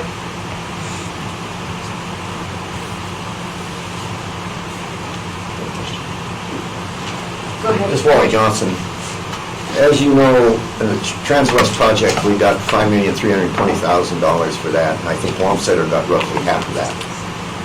Did that impact any of these numbers that you're asking for again? As I look at those projects you've got, it seems to me that I sang that song when we were in front of the Industrial Siting Council. Did that impact anything that you're asking for now? No, sir, those were all separate projects that we needed to have done, and we did receive a few $1 million out of that, and we are thankful for those, and those will help us on some of these projects. All of these projects are separate from those funds. Thank you. Thank you. So, this is Lauren Shankbell. Has your entity received 6 cent funding in the last 6 years? We have. Do you have any of those projects that were approved that are still outstanding, or have they all been completed? They've all been completed and all done and approved. Okay, thank you. How much money does Wamsutter have in reserves? $297,880.31. And then, do you have any opinion on how you would like, these are in priority, correct, with your industrial loop first, the water and sewer second? Yes. Okay. Do you have any opinion on how you'd like your projects to be placed on the ballot with other projects potentially? This is Gary Waldner speaking. We don't necessarily have any preference. I mean, we've been listening, and if there's consensus that we want to break up quality of life versus infrastructure, we would be fine with that. I think that from our perspective, it's probably best if we all go in as one as opposed to individually breaking each project out, because I think that if we break each project out, then you run the risk of one entity or non-entities getting anything. And do we have other questions? I gotta make sure I understand, this is Wally Johnson again. I gotta make sure I understand what you're saying. You're willing to lump all of these projects, whatever that number is, as Wamsutter projects? Sure. Okay, thank you. Gentlemen, this is Doc Wimling. Good afternoon, how are you? Good. Good. Great, Doc. Great. Hey, just one more time, run it over me.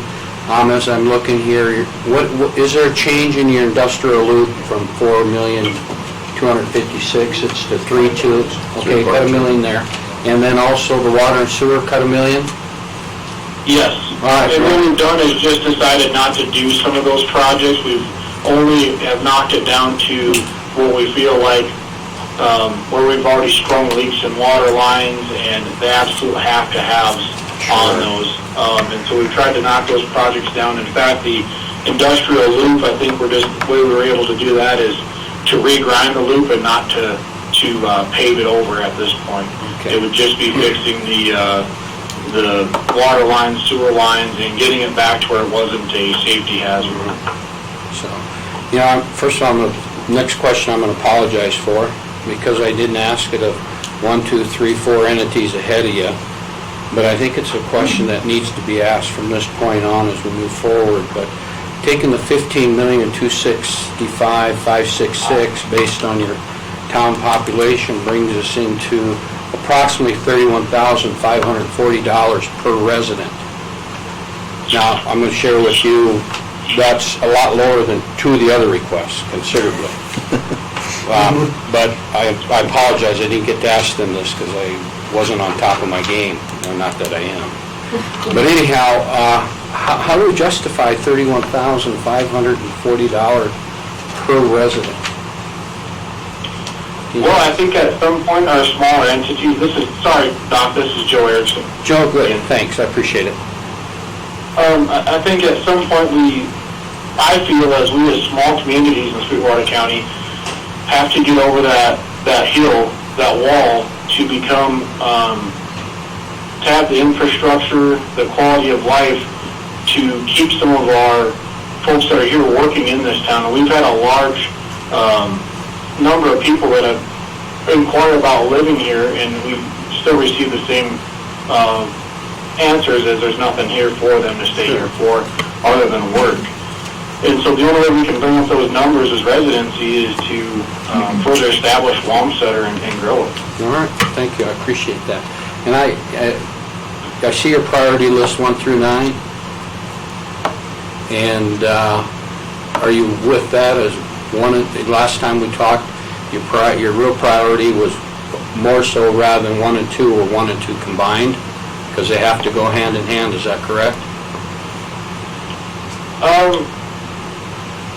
I guess we 1 and 2 have equal importance to us. We have water issues on both and sewer issues on both, and one is a larger surface disturbance and the other has got foot-plus potholes that we're worried about, and manway covers that are rising and sinking, and so it's just at this point, it needs to be taken care of so we don't have any safety issues on that roadway.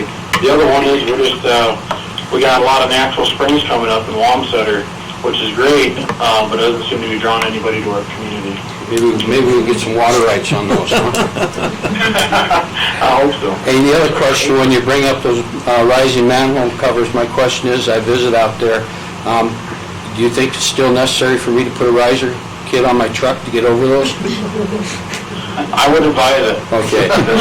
Hey, I appreciate it. I just wanted to make sure we were on the same pages from our past conversation dealing with priorities, and I think this per population, per request is very important, that needs to be justified to people. And I'm sorry I put you on the spot, and if I had put a couple other groups on the spot earlier, it'd probably been easier for you. Thank you. Thank you. Are there any other questions? That is all the questions we have for you. Thank you so much for your time today. Thank you. Bye. Memorial Hospital. Are we good here? You're good there. You can stay there. Irene wants to stand up. Okay. Oh, I do? Okay. No, I can just see you. Okay. Go ahead. Well, first we want to thank the commissioners for taking on this task. It's a big task. We appreciate your efforts to try to balance the projects with being cognizant of the taxpayers, so we appreciate that. Of course, you know, our projects, we have 3, and our goal is kind of long-term for the future. We have a 41-year-old building, and we've had some deferred maintenance over the years. And deferred maintenance just kind of creeps up on you, and it's kind of expensive. We have some original HVAC units, some of the original infrastructure items from 1978. Our goal is to, hopefully with some small investments now, help keep this hospital here in Sweetwater County for 40 more years, so that we don't have to burden the taxpayers with a $100 million facility someday. This is a good facility, we've maintained it well, and we'd like to continue that, and that's what these projects are about. Our first project is for the remodel of our surgery suite and then S3 HVAC unit. They kind of go together. We do need some renovation in the operating room. We'd like to move our sterile processing from the basement to the operating room area. That's just best practice. Supply equipment storage rooms will be relocated to maximize efficiencies. And some of these areas haven't been updated since 1978, so we really are in bad need of construction. The S3 unit provides airflow for the operating room. It will help with our air exchanges and improve the temperature and humidity levels as a requirement of the Joint Commission.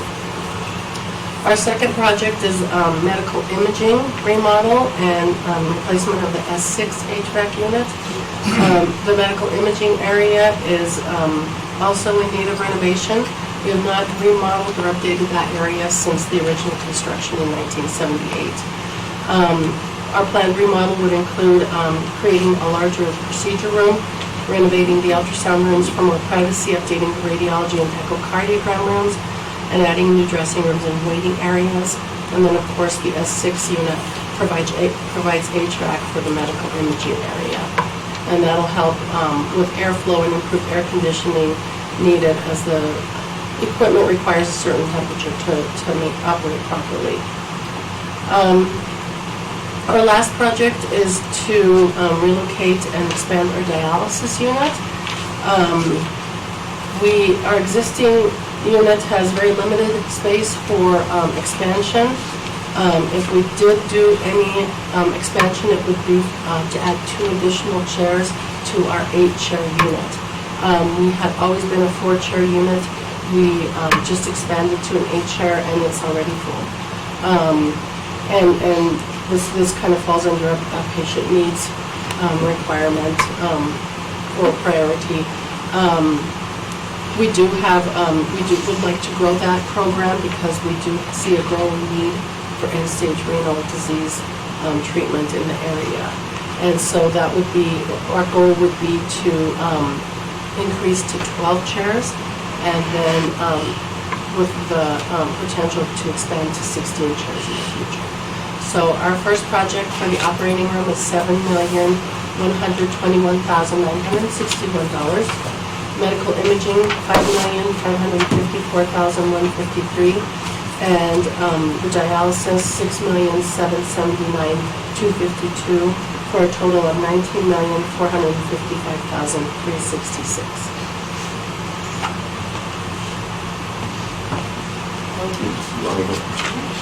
When we look at the hospital, and Doc brought up this point this week on the last presentation, dividing that by the number of people in Wamsutter. The way I would look at this for the hospital is, you're asking for $20 million, and we divide that by 44,000 people in the whole county. Because all of us, including me, especially as a senior citizen, are very, very dependent upon that hospital. So I think the cost per resident should be spread across the whole county. And Rock Springs, we didn't get to talk about that with Rock Springs.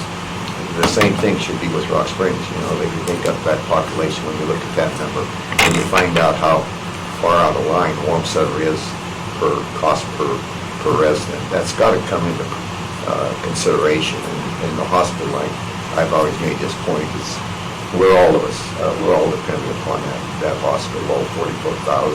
So I appreciate that very much. Appreciate everything you've done. You've always been great. When you've come to us for 6 cents, we've given the hospital a tremendous amount of money over the years. I think it's been a great investment. It continues to grow, and it continues to just be in great shape. And looking at the dialysis, we knew that. John Anselmi was the first one. Wasn't it John that gave the money initially? That gave the first monies for that. So, it's just great. I can't say enough positive about you people. Thank you. Stole my thunder. I was going to say nice things too. So very much appreciated. I think it's, as this commission's probably indicated and stated before, the hospital is of utmost importance, and so I think we're all in support of it. So thank you.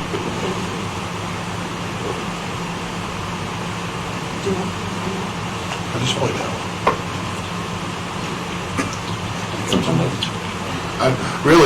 I guess if I have to say anything, I will. I really don't have any questions. Is where I'm at. I would just have reiterated what Wally said. Is I really think the hospital is the entity that covers all of our citizens, and so I think that has to be something we look at as we go to the too. I have just a few questions.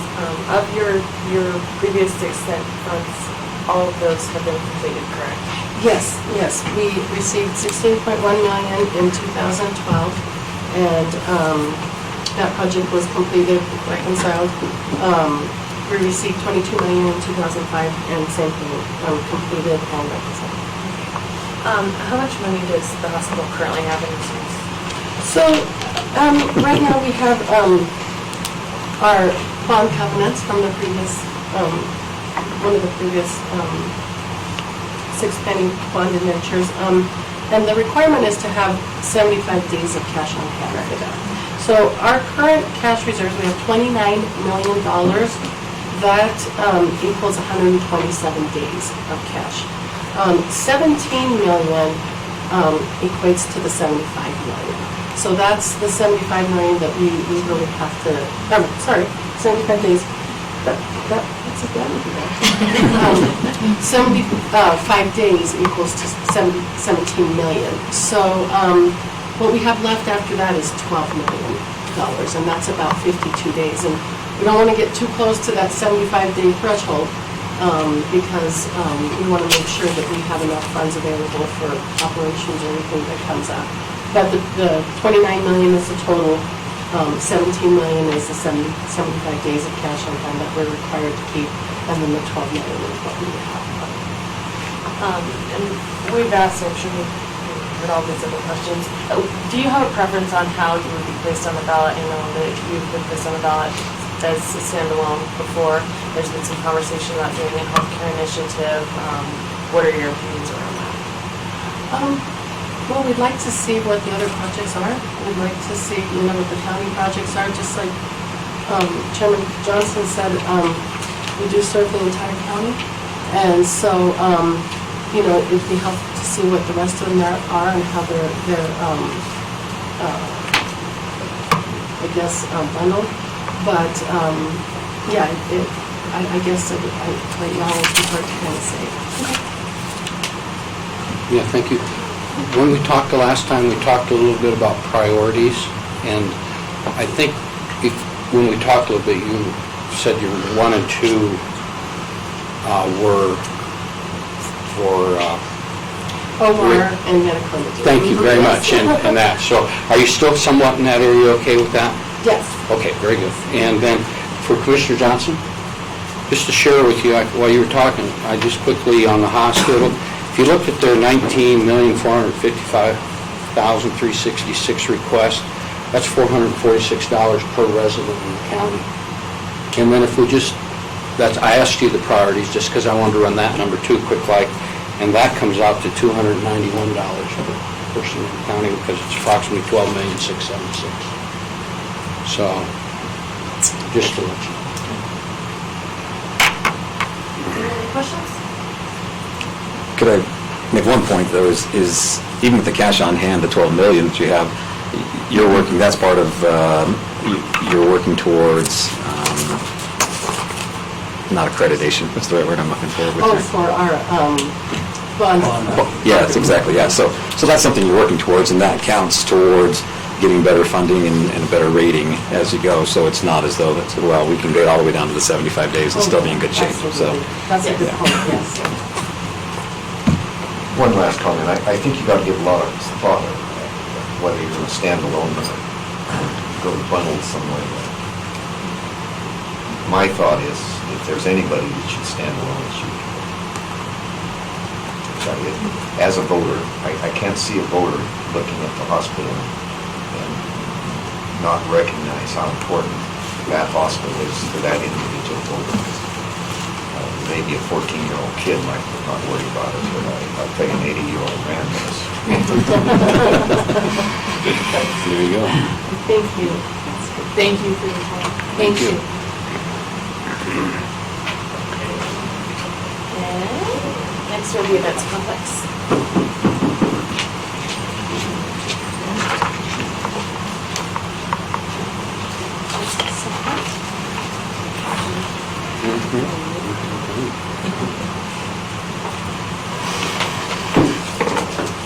I see you didn't bring Larry. That was very smart.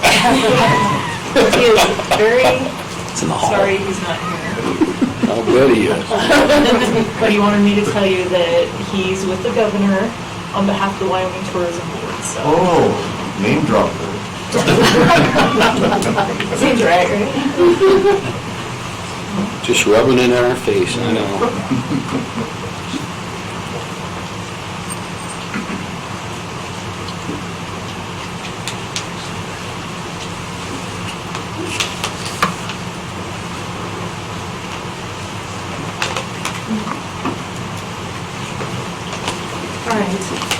I'm Lena Warren. I'm the Marketing and Events Coordinator for the Sweetwater Events Complex. And I just want to say thank you for having us and allowing us to give our presentation. We really appreciate everything that the County Commission does for us. And, we wouldn't be able to do it without you. So, as this is getting ready to load, I'll pass those out. Good color, thanks.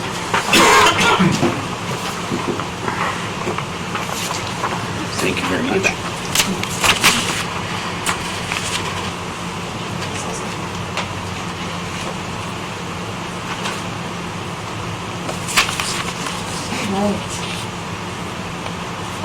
So these are the projects that we have been, I guess, working with you guys. We kind of scaled back some of our projects like we were asked.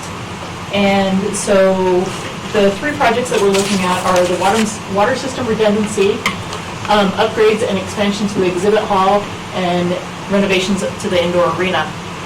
All of our facilities are pushing 50 years. We're outgrowing our facility. And we also have a lot of momentum, not only locally, but nationally and internationally. We're recruiting more and more events to our facility. We are booked year-round. We host 850-something events in a year, and people are often surprised by that. But we have multiple buildings, multiple events going on.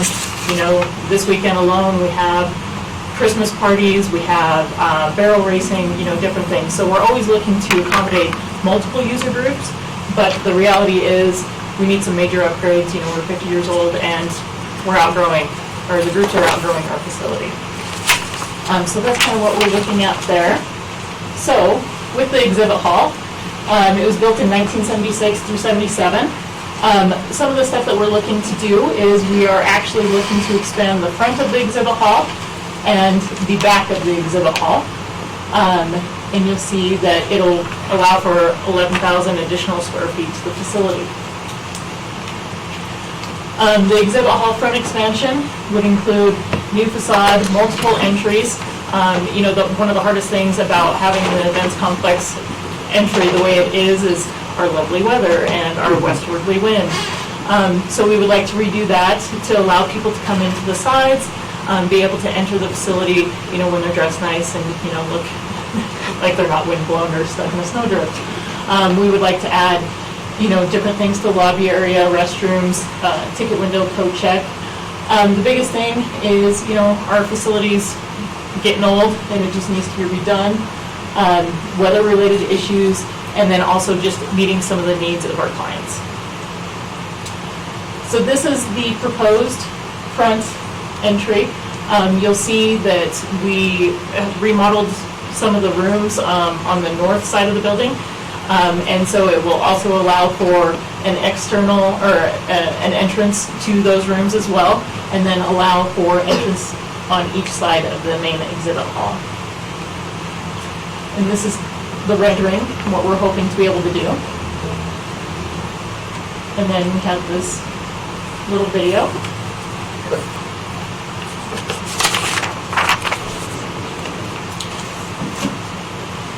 That's great.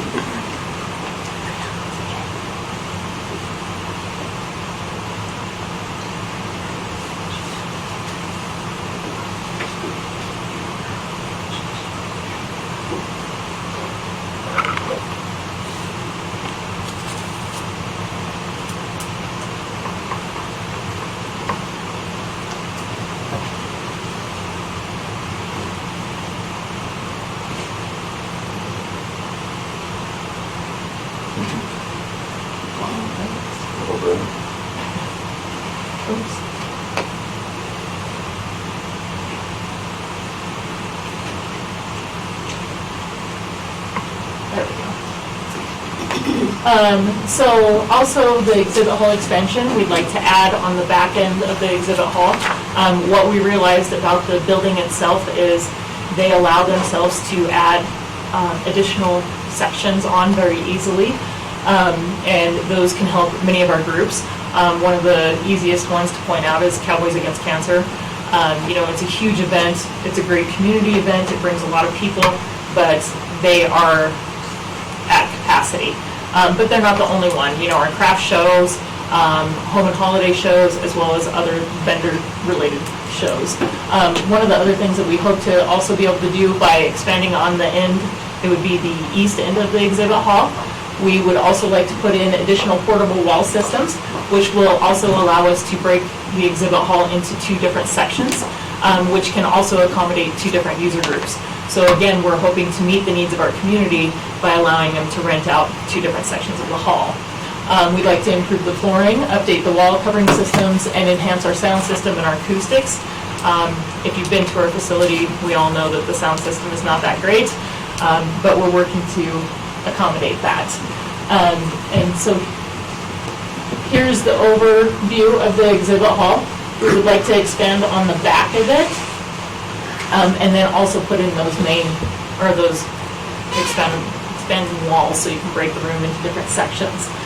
We will also have restrooms in the front of the exhibit hall, so that way if the hall is split, we still provide restroom facilities for both groups that might rent it. And this is a video of the temporary walls that we're looking to put into the exhibit hall.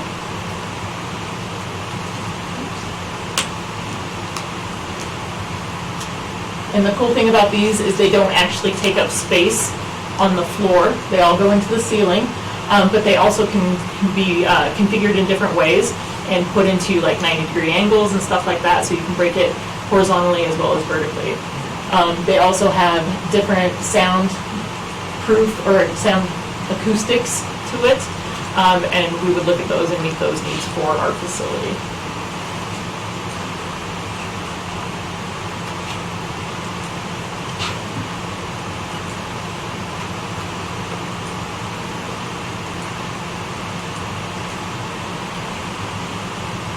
I need sound effects.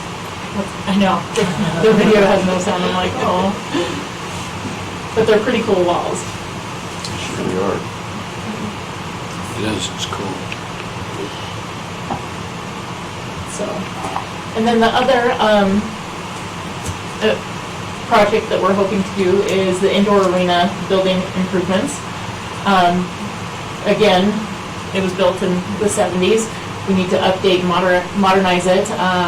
We have a very robust equine industry, as you guys know. Our indoor arena is used 24/7, not only with shift workers, 4-H, National High School Finals Rodeo, you name it. You know, people are always in there and always riding. But some of the things that we'd like to do is convert it into a multiple-use building. We'd like to hard surface the floor, update the exterior and interior, and just the acoustics, the sound, electrical and lighting, as well as insulation and HVAC. And we do several different things in the indoor. Oftentimes we're taking out dirt, allowing BMX to come in, arena cross to come in, then in the day we're back to equine sports. So we really try to meet all of the needs of the community. But we also think that there's some other things that we might be able to do as well. Some of the RV groups that are coming in, if we had a different flooring in it or different things like that, we could actually be driving some of these RVs into the indoor arena and utilizing that as trade show space. And there's just other options that we might have as we move forward with these projects too, so. Any questions? Yeah, yes, please. You're calling part of that the Trona entrance. Have you thought about asking them for donations, or if we're going to call that the Trona entrance? That was just an example. But it's an idea, ask them, tell them you'll make that the Trona entrance if they'll donate to the projects. You bet, we would definitely. We're not opposed to it. And the next question comes from some of your critics. When are you going to, and how are you going to finance the relocation of motocross? When are you going to do it? I'm probably not the best person to answer that. I think that would be a Larry question. Our board. I trust you, though. Do you know who I work for?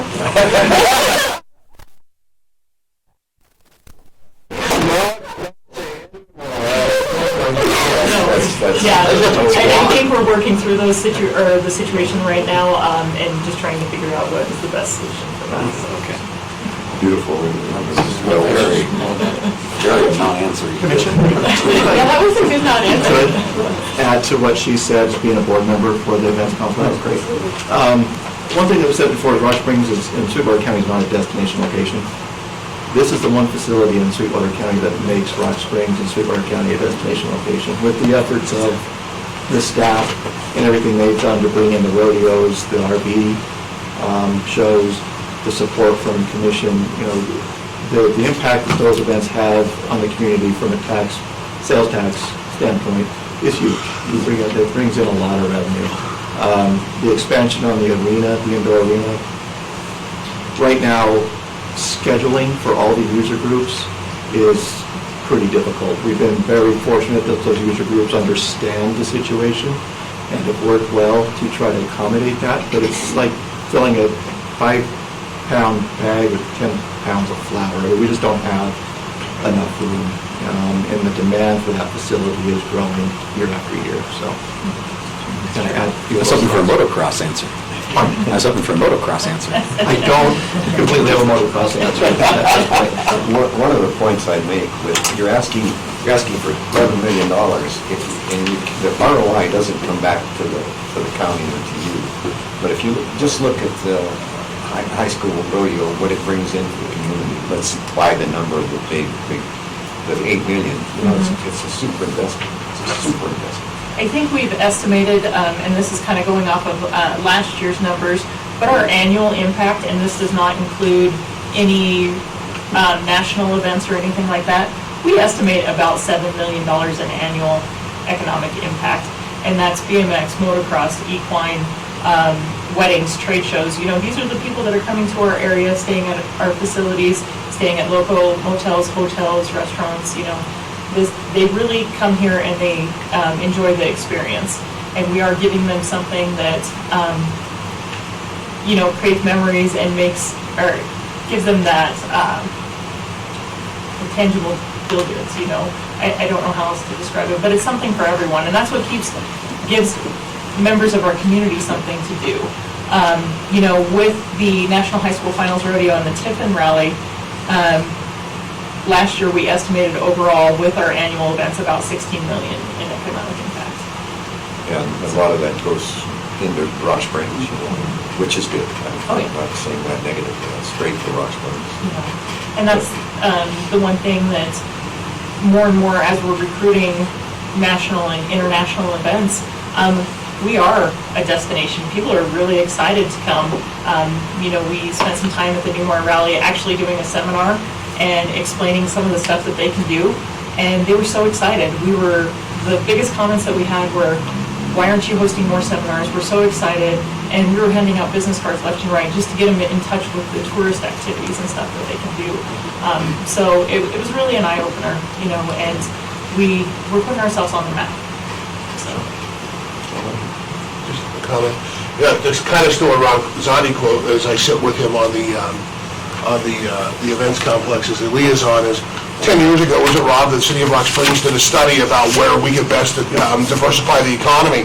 And that study actually indicated the number one industry that Rock Springs could expand their economy was travel and tourism. And knowing that and knowing where we're at with some of our changes economically, and, like we said, this is the one area where we really affect that. So I think that's something that we need to think about, because this is one of those things that could affect the entire community, especially as we look to diversify our economy. And that was the destination development study, and they actually pointed to the events complex as the facility that can facilitate that development and being the one place to focus on. So, and you can see over the last 10 years, with the work and efforts that have been done, it's working. We're getting there, and we are becoming more of a destination location.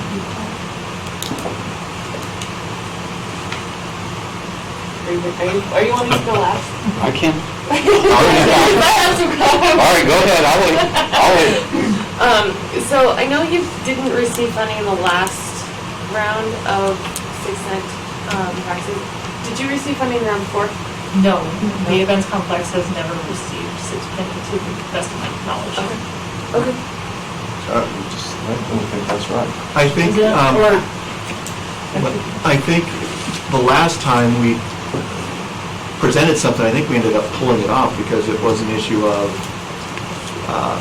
too much and too high of a limit. So I think we voluntarily kind of just said, no, we're going to take it off. There was, I believe it was 2007, Mr. Chairman, the events complex went out to a special initiative. They were on the ballot alone, and it was defeated. Okay, that's right. I believe it was, I could be wrong on that, I think it was about 2006. I think it was $12.4 million. That's a big question. Very good. And how much does the events complex have in reserves? I do not have that with me, and I apologize. Our office has kind of been traveling, so it is. Could But you we can do that. send that to us, please? You bet. And then, do you have an opinion on how you would like your projects presented on the ballot? So I believe that Larry has spoke with Chairman Johnson a little bit about what he would like to see, and I believe that he was hoping to be able to put them with like quality of life and kind of separate them out. Correct me if I'm wrong. That's, when I talked to Larry, I can never understand what he's telling me, but I think that's what he said. Tell him to send you next time. That's the way I took it. That's the way I've taken it. And yeah, I think that is his feedback. Or standalone, I think that was in the discussion also. Thank you. You bet. My turn? Okay. Last time we talked, of the 3 projects that you showed today, we talked about a little bit about priority, and I believe at that point in time when Larry was here, it might change now, who knows? But the existing hall upgrade, which you just shared with us, was 1. Yes. And then number 2 was the water. Is that correct? And 3? I believe it's water, exhibit hall, indoor arena. Oh, in water first. No, that's not what's on here. It is.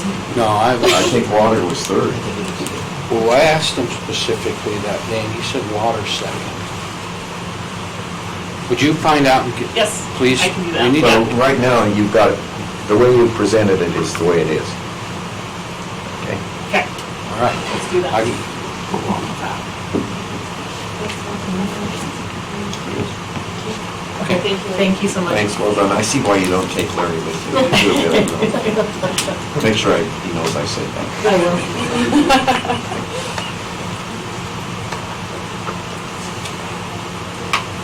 So, on the agenda, we have a break. Do we need to take a break, or would you like to hold on to? Whatever you guys want. Okay. We'll do whatever you guys want to do. All right. Let's go, Alliance, the North Sweetwater Water and Sewer District. Gets right on schedule.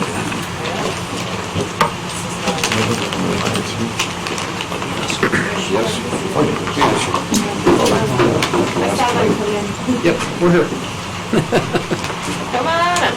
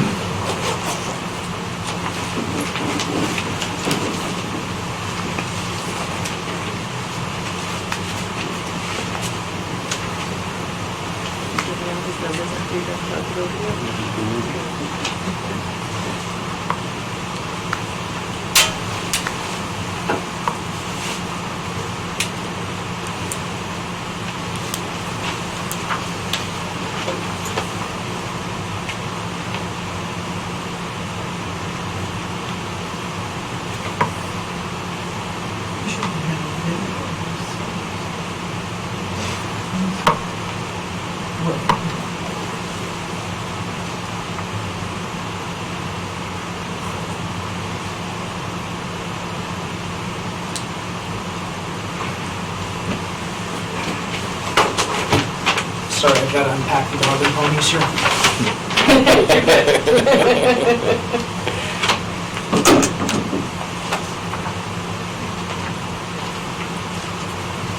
Thank you.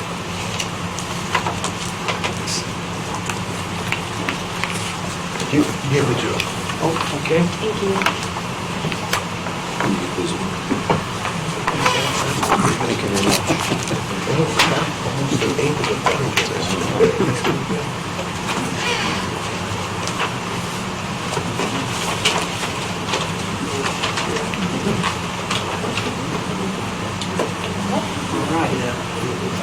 I'm Brian Finney with Keller Associates. I'm here with Dave Barnhouse and Lenore Perry with North Sweetwater. And thank you for this opportunity. We're excited to visit with you folks again. So we're here to talk about wastewater improvements. And I had some videos built in. About an hour ago, we looked at them. These guys made me pull them out because they were not as nice as the videos that you just saw. Because here we're talking about sewer. And trust me when I tell you that's something you don't want to see after lunch. So I'm going to give you a brief history. We're going to walk through the problems. We're going to walk through the cost of the projects, and then we'll have some time for some questions. Wastewater lagoons in Reliance that the North Sweetwater Water and Sewer District maintain and operate were built in circa 1969. You see a photo of those here. There are 126 sewer connections in the community. The sewer collection piping is comprised of 12,000 plus linear feet of sewer line, 50 manholes, and the 3-cell lagoon treatment system that you see here. Current issues, I did include some photos though, just not videos. Current issues, collection system, we've got structural issues, we've got cracked piping. The top photo that you see is root intrusion from a tree. The district's having to cut things like that out on an annual basis. They're spending a tremendous amount in the collection system on maintenance. Things like this cause backups in homes. We've got old piping that's deteriorating. That's the bottom photo that you see. In the environment that these lines are in, they fail over time. We've got significant annual maintenance. On the lagoon treatment, extensive solids accumulation in those lagoons. Lagoons should be cleaned once every 10 to 15 years. These have been online since 1960s and have never been cleaned. So there's quite a bit of capacity loss there, which has led to overflows. The third lagoon is unpermitted. That was the green lagoon you saw in the previous photo. That was not permitted by DEQ. It just got built because of a need, because the lagoons were overflowing. And we currently have a DEQ notice of violation. The facility is not meeting its permit, and the unpermitted lagoon creates a notice of violation. So give you a brief history of this project, 'cause it's been around for a little bit. In 2017, a regionalization alternative was considered. The design was completed for that. That consideration was connect to Rock Springs and send that wastewater to an advanced treatment plant in Rock Springs. It was a $7.8 million project, included replacement of the collection system in Reliance.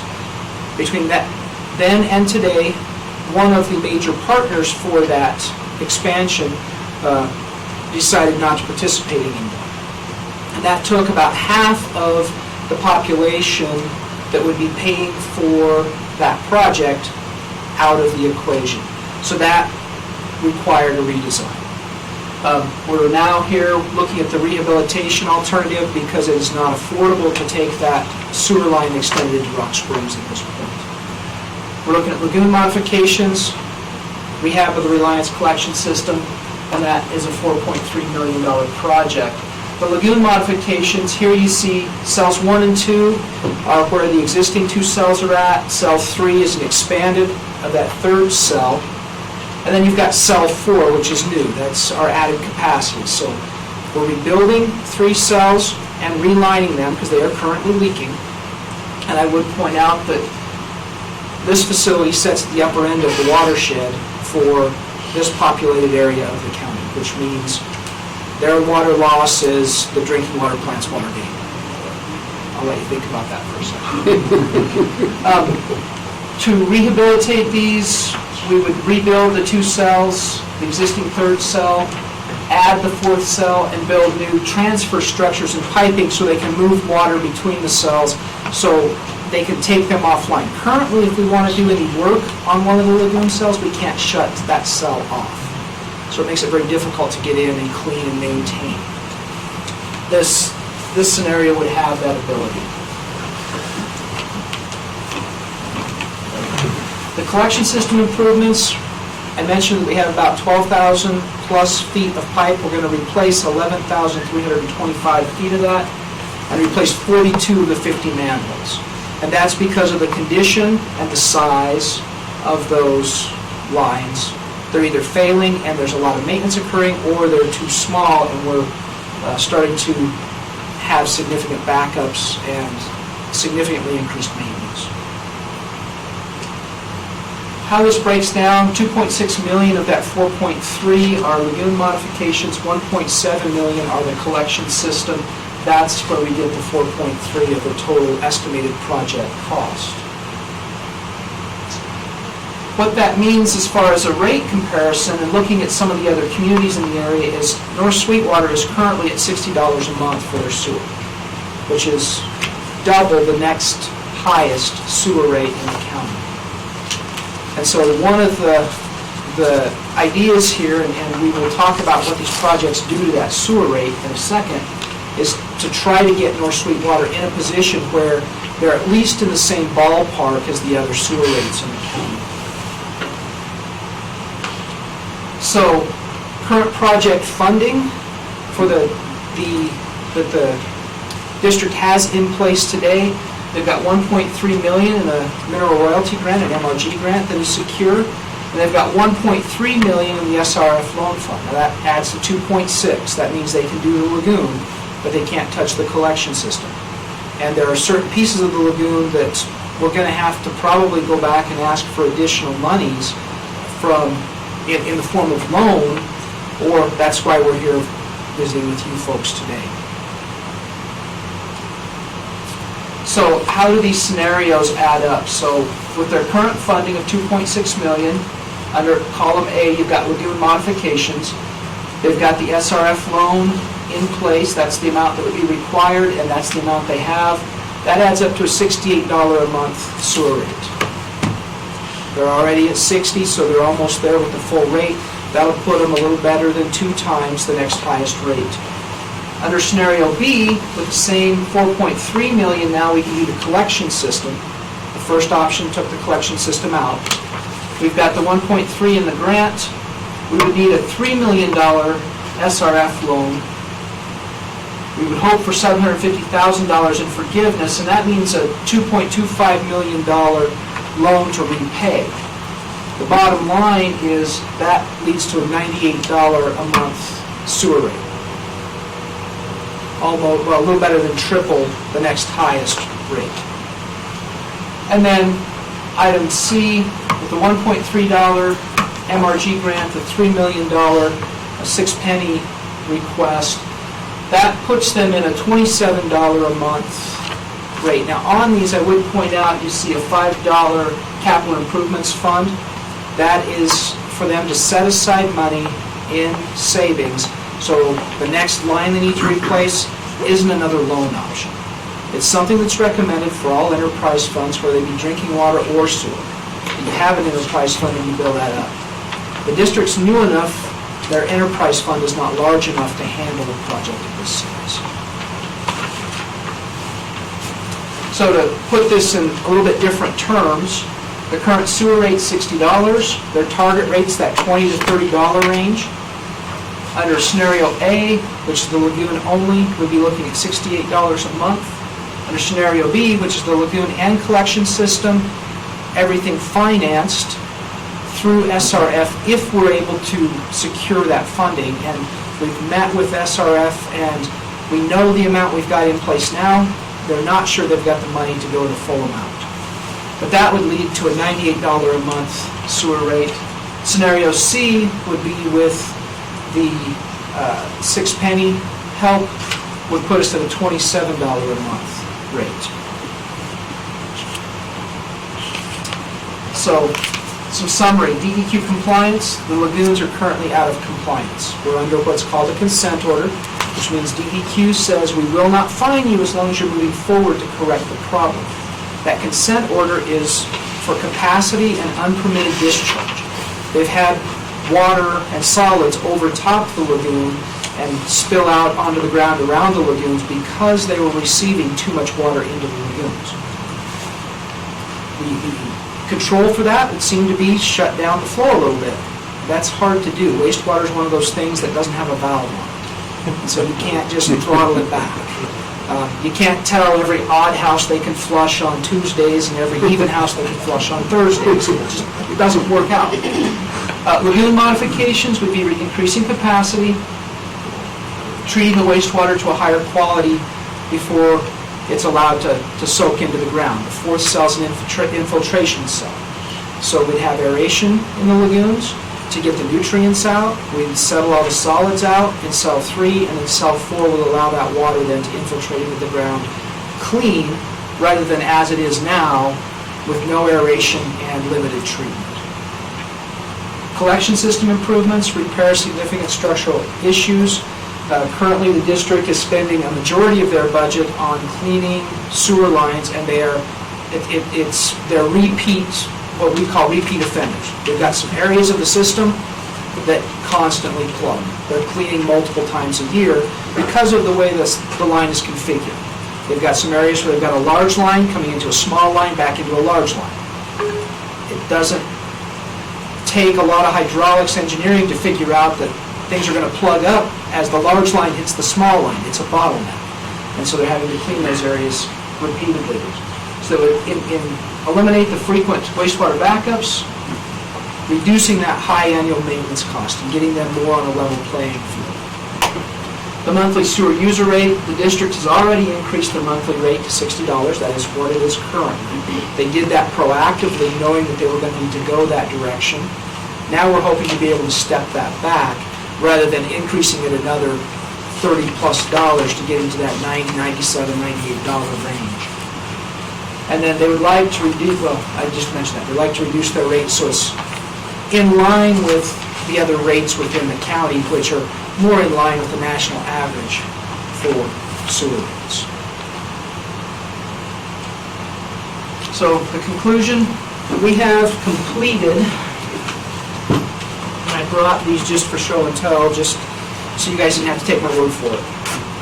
These are the specifications, the preliminary engineering report, and the design drawings. This project is literally shovel-ready. These will be submitted within the next 2 weeks to DEQ for their review.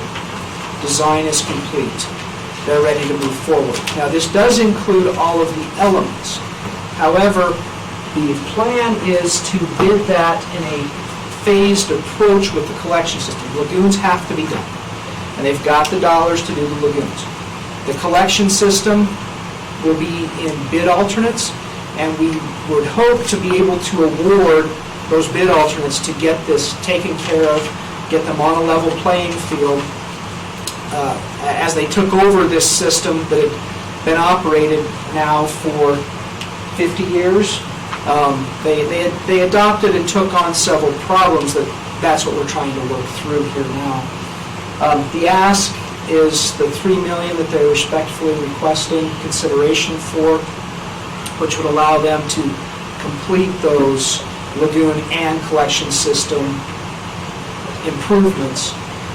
If they phase this, the downside to that is now you're starting to look at multiple mobilization and demobilization costs, which is the effect of a contractor coming on site with all of his crew and equipment, doing a piece of the project, leaving site, the next year coming back on site. We use a percentage for that, and on this project it would probably be in the $200,000 to $300,000 or $400,000.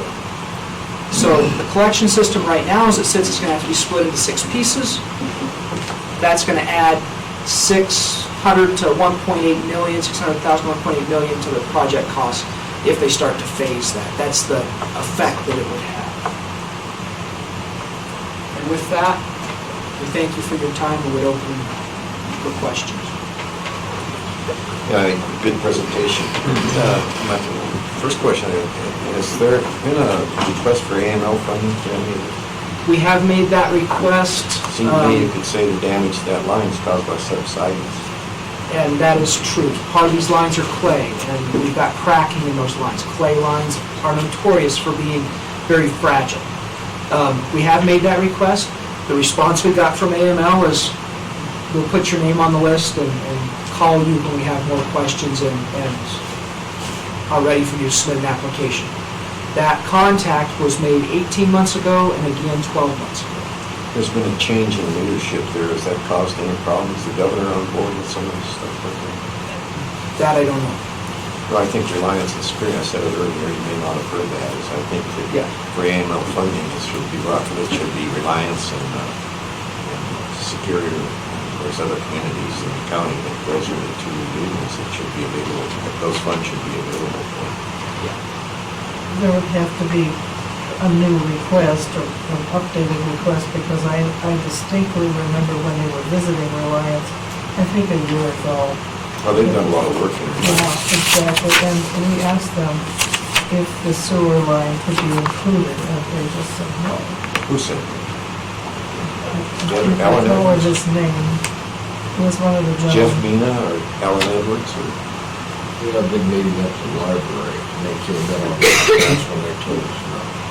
Because they was wanting to put things into perspective, what the A&L was gonna do. So they was doing all that, and we asked them about the sewer lines, then and they just flat said, But, you know, I think continuing to ask is not gonna hurt.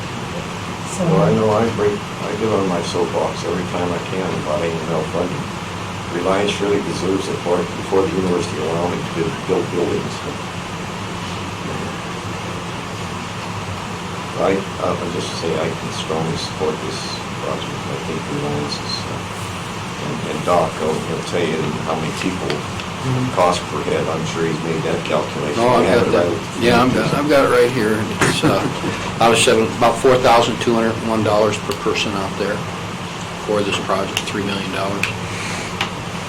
So, and, you know, it's an expensive project. Yeah. But you know what? It's health.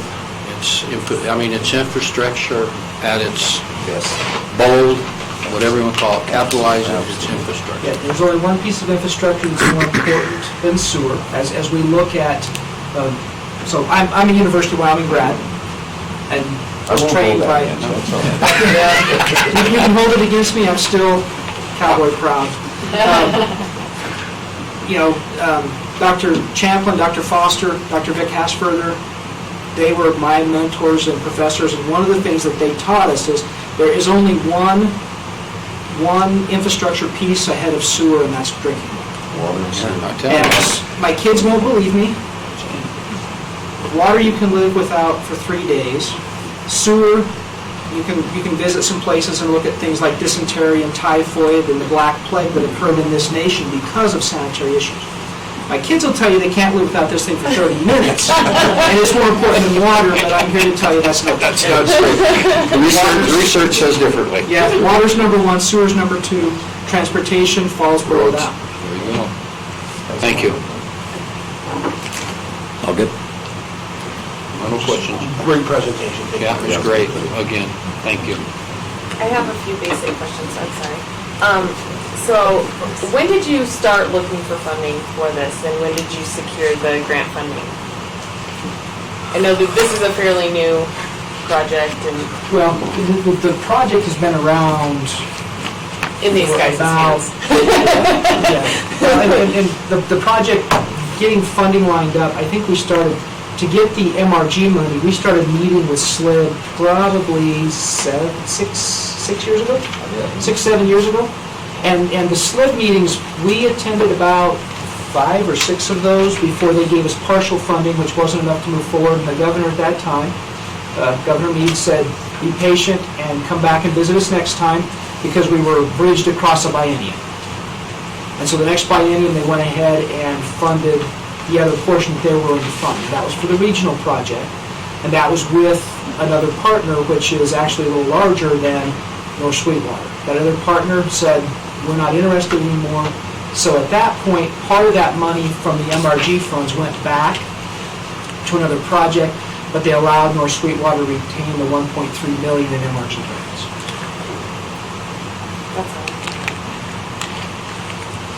Thank you. Thank you so much. Nice presentation. Thank you. Thank you. Thank you.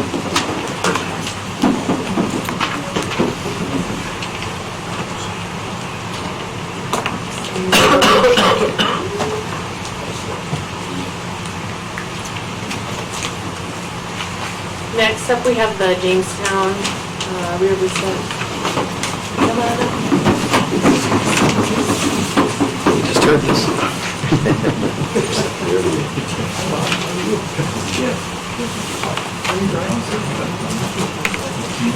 You're getting to be regulars around here. We are. Good. I hope it doesn't become too regular.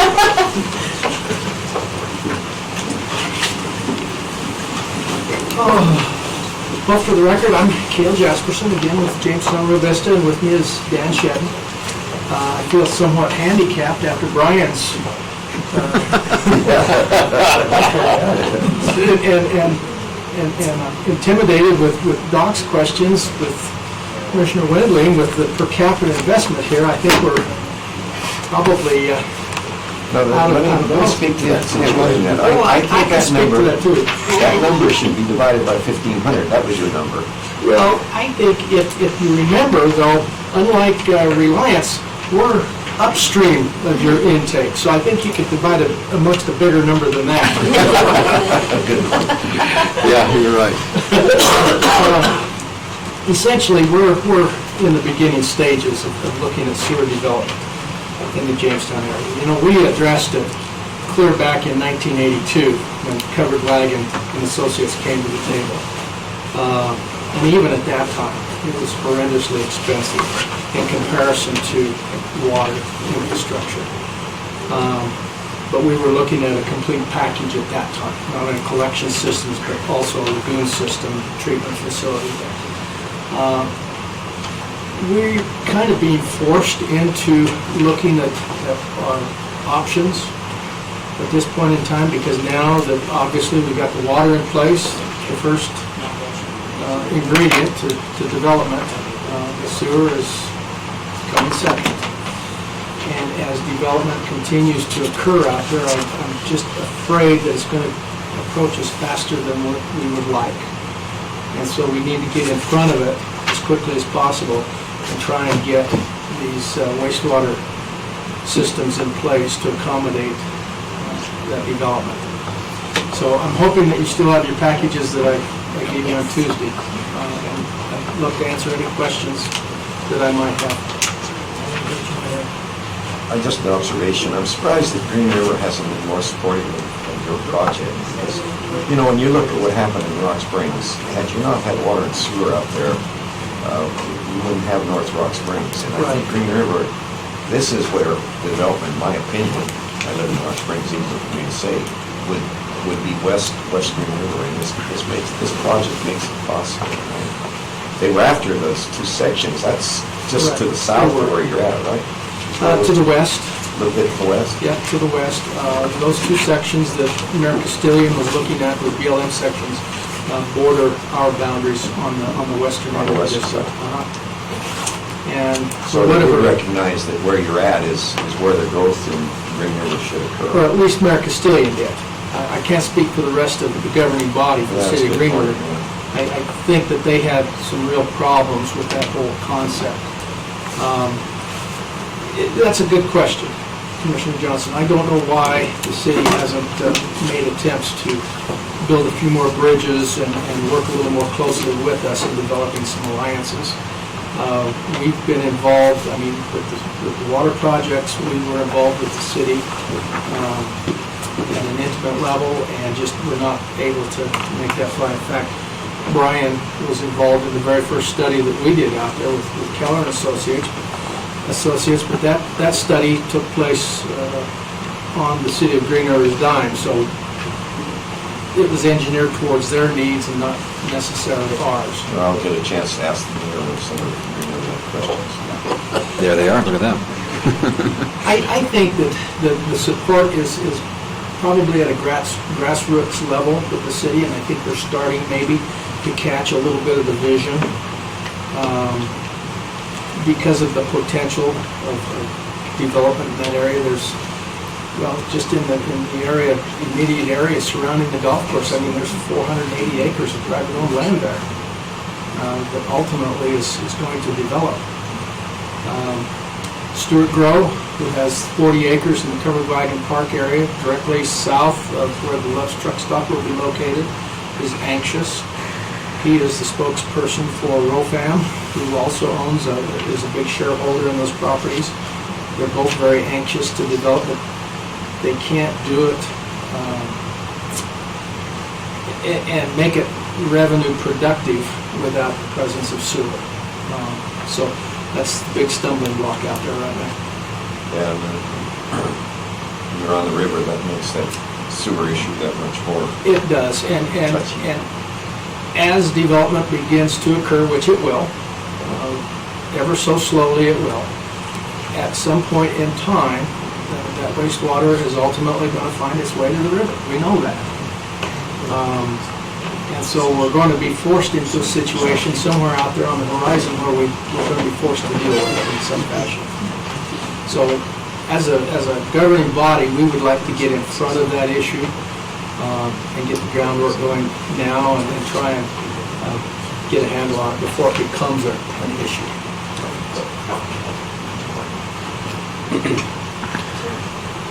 No questions. I'll just let you know, Wallace 1,500 population for you would be about $4,200 per person. Yeah.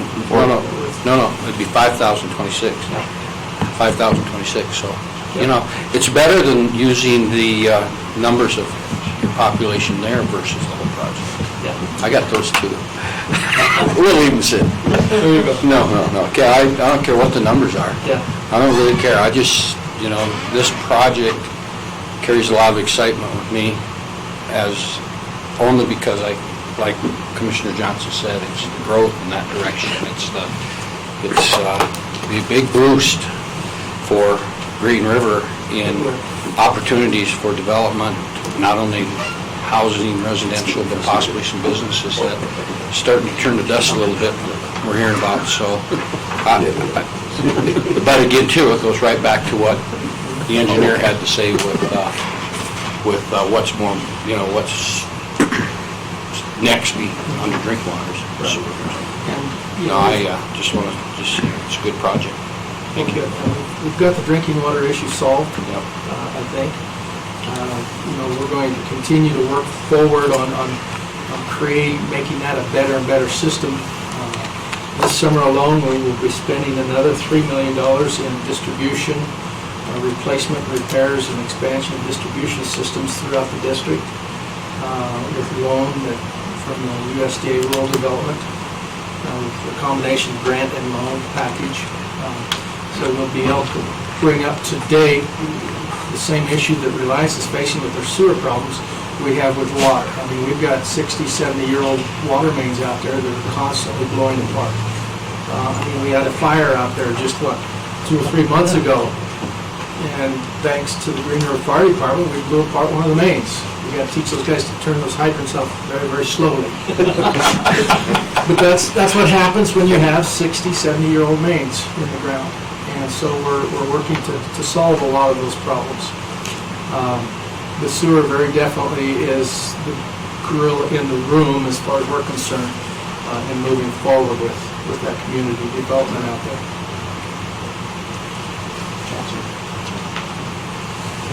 Thanks, guys. Thank you so much. Thank you. See ya. Thanks.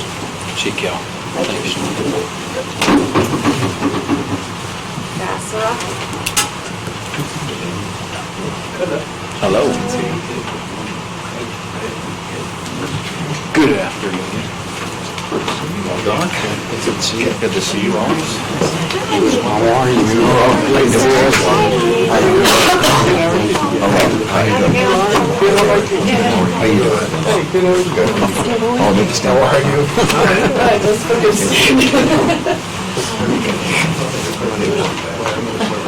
It's been good. You know what? You did so well before. Well, I know, but I made up my mind. I can't now. Not when you see them build a new building and I just, I just think, yeah, you're right, but I don't want to wear that horse out yet, totally yet. That'll come later. I got some more things at another time. Harry, bear with me. Didn't want to lose it on it. Yeah. We're going to take 5 minutes and let Us older guys, like me. stand up.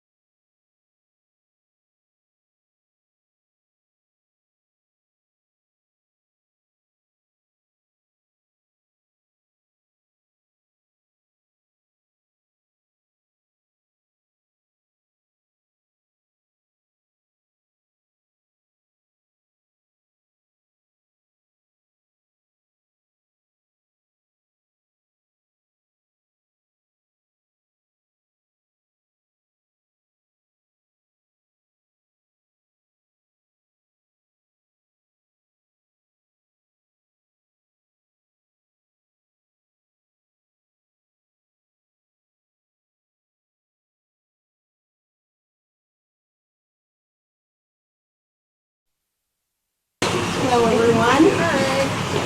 Ready? Yeah. Okay, go ahead. All right, I'm Bailey Doctor, and I'm the CEO for Castle Rock Medical Center, and with Todd Wilson, our CFO, and Bob Gordon, our board chair, who's with me today. So first, I just want to say thank you for taking the time to listen to our presentation and our request for 6-penny funding. We really appreciate the opportunity to be here with you. We were sponsored on the last 6-penny Castle Rock was to do some renovations of our existing facilities. Most of those funds were, for ambulance service and the convalescent center at the time. So we're back today asking for your help with a new medical office building for the clinic. So the medical office building budget is $10 million is what the projected cost will be.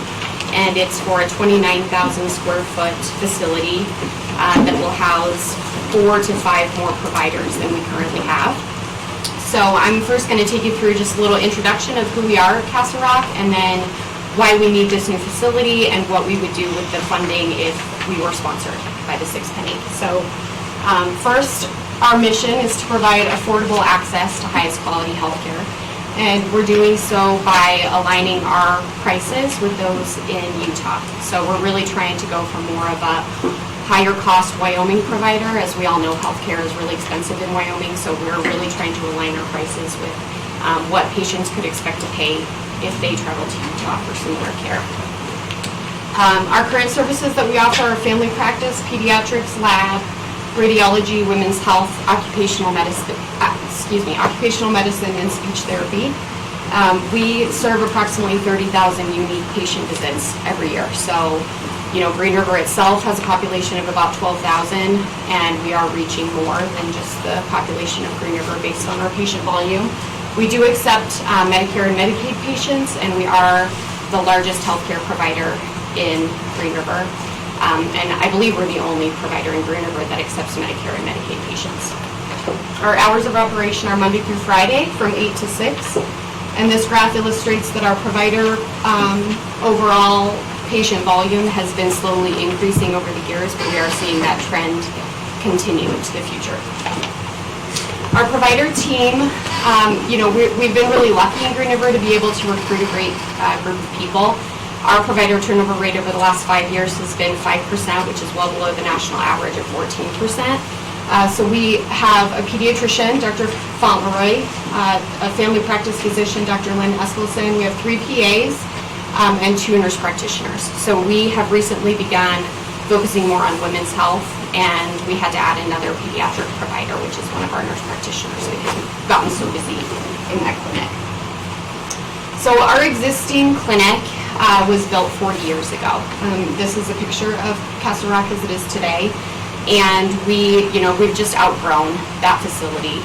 We're really out of space, and we began this process a couple years ago. The board and administration at Castle Rock started talking about the possibility of building a new clinic because of the reality that we not only were outgrowing our space, but we also have aging systems.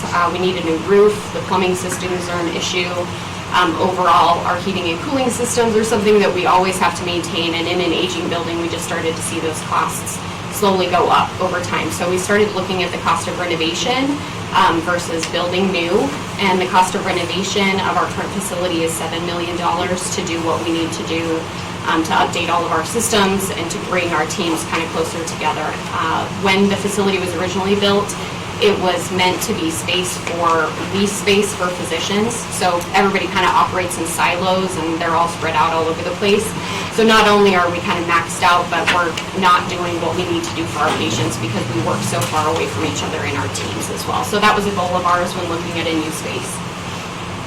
The new clinic, pictured here, like I said, would be a 29,000 square foot facility. It's a $10 million building, and the benefit that we see for our patients is not only the efficiency that I was talking about with bringing our teams closer together, a more comfortable space for people, but also our ability to continue to recruit in Green River. So family practice and pediatrics is projected to have severe shortages across the country, and Sweetwater County is not unique in that, and so we're really hoping, with a facility like this, that we would be able to successfully recruit more providers here a little bit more easily. The location of the new facility will be right in front of our current building, so keeping the operation going over the course of construction is important to allow patients to continue to come in and see their doctor. And the timeline for this is that so the construction has begun for this clinic. The finish schedule will be completed by next winter. And the way that we're currently trying to pay for this is through debt service, and the projection for that is to be paid off in 40 years. The note is a 40-year note. So something, that you might be wondering why, if we're already building a facility, why are we asking for 6-penny funding to build this clinic? And something that we've talked about in our strategic plan is really trying to expand our services. We see shortages in Green River specifically because we're closed on the weekends, so our patients have to travel to Rock Springs and to the hospital for emergency care or to an Instacare, which is often more expensive than what we could provide them in Green River. So if we were to get 6-penny funding, we would work to open up some more hours on the weekend and in the evening. Currently, we're open until 6 o'clock, and we do sometimes have patients that need to be seen later in the day. So that would be something that we could look at. Of course, that takes staffing. And currently, we don't have a good amount of staff that's willing to work weekends, so we would have to hire at least a primary health care provider to do that, and then supplement them with lab and radiology services. The other thing that we would be providing would be behavioral health, doing so in kind of a unique way, integrating behavioral health practitioners into the clinic. As we all know, behavioral health is a challenge in Sweetwater County, and Memorial Hospital identified it as the largest need in their community health needs assessment this year in 2019. So this is something, that we've recently become more passionate about. Suicide mortality in Wyoming is on the rise, and the CDC has marked Wyoming as the 3rd highest state for the rate of suicide, and unfortunately Sweetwater County is ranked 5th in the state of Wyoming. So we're really in a suicide crisis in this area, and we think by adding some behavioral health services at Castle Rock and working side by side with our primary care providers, with those specialists, the patients can then be referred right from primary care to behavioral health, and we would look to hire staff to help fill that gap as well. So with that, if you have any questions, I'm more than happy to answer them. Thank you for your time and letting us present. Thank you. Yeah, I just want to question you that you're going to retire that in 40 years that you're saying. Are you going to be able to meet that with the revenues that you project? Obviously, you wouldn't have gotten a loan if you didn't project that. Yes, we do anticipate being able to pay it off on time. Do you feel that you're in competition with Memorial Hospital?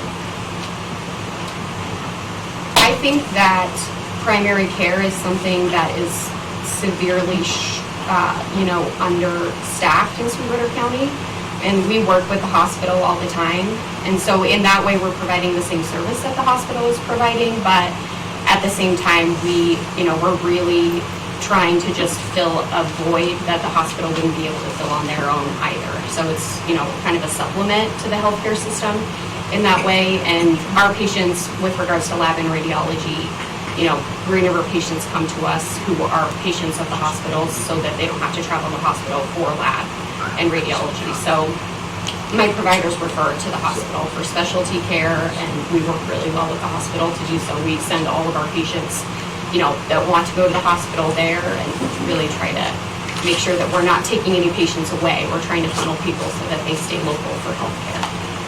In that Can way. I add to that? Sure, go ahead. So we're really a feeder for the hospital. Across nationally, pediatrics and family practice don't make money. That's usually they're feeding into a hospital system, feeding into the specialists, feeding into the surgeries where the money's made. And so we're a feeder. We're providing the services subsidized by the constituents of the residents of our district. One exhibit there wasn't too clear to me. How many doctors do you have? 2 physicians and 5 mid-levels now. That's all. Nothing in this one. Do you have the last? Again. Okay. We've got to try to go. So your 6-cent funds from before, were those fully expended in the projects completed? Yes. And then how much money do you have in reserves? Yeah, we'll have on average around $3 million, which is about 200 days cash on hand.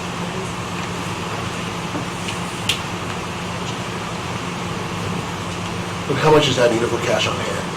Sorry? How much is that for, you know, you have to have so many days About of cash? 200 days.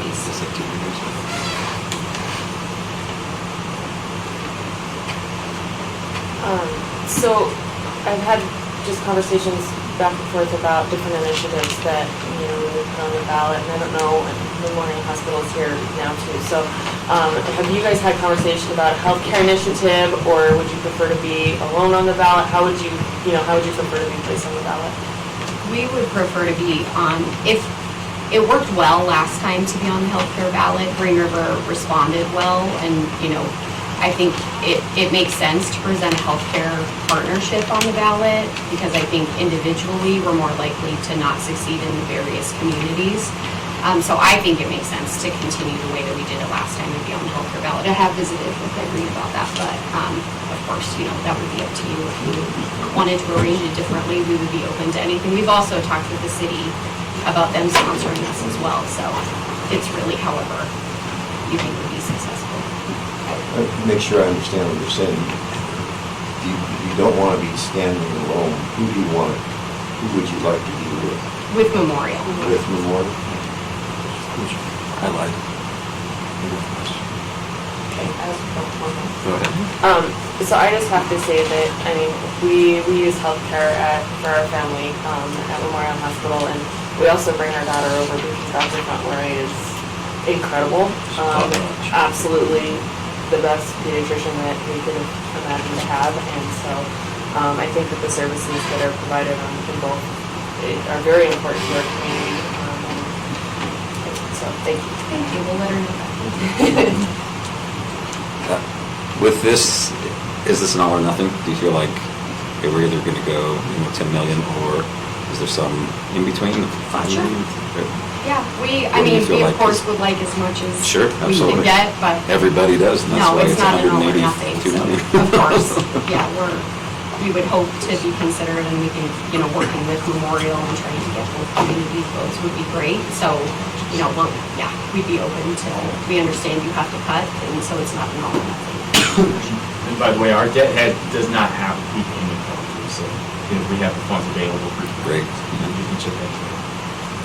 Good way to set it up. Thanks. On your days cash on hand, or number of days, are you required to have a certain amount on hand? I mean, we do at the hospital because of bonding and that type of thing, am I correct? How about you guys? No, we have no federal or state requirements for days cash on hand. We've set our own goals. The board has set our own goals, and so we like to be above 150 days cash on hand. Okay, makes sense. On your projects, what you have going on now is funded at how many dollars? It's 10 million. Is that what you're asking? Yeah, In the clinic? what's happening up there right now with the construction that's going on? That's 10 million. Yes, sir. That's this. Yeah, That's what? That's what this we're project. proposing to be paid for with Is that 6 penny to be paid for? They're hoping that the 6 penny will. That's my next point. What if you're not on the ballot for the 6 penny, or the 6 penny doesn't pass? They already have funding. They already have. We're using debt funding. Oh, okay, all right, I missed that. Sorry, I should have made that. No, I didn't miss it, you said it, Yeah. but Yeah. I didn't make the connection. We need to. All right, I didn't make the connection. Okay. And your doctors live here in town, or do they come in? They all live here. They all They live live in here? Green River. Yeah, I just want to thank Bailey. I went and met with Bailey and actually Bob just to get a tour and have a better understanding of what they do. And I do like the concepts of being able to expand the healthcare needs, especially the weekend service and that stuff would be there. But one of the questions I have is currently under the mill with your special health district, you get 0.3, correct? Is what we've decided, like the 3 bills, 0.3 bills, whatever it is. But you guys could actually expand that up to points. Can you, is 0.3 the max? It's maxed out right Okay. now. I just wanted to double check. And we Okay. assess the program.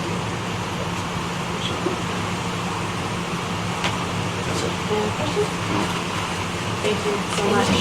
Thank you.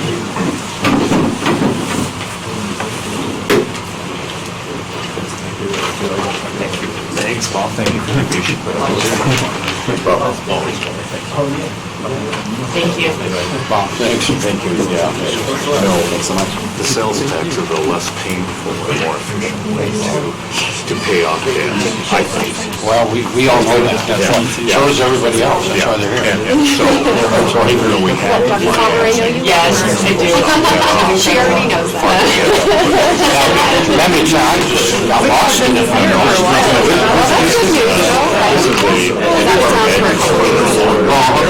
Julie's there though.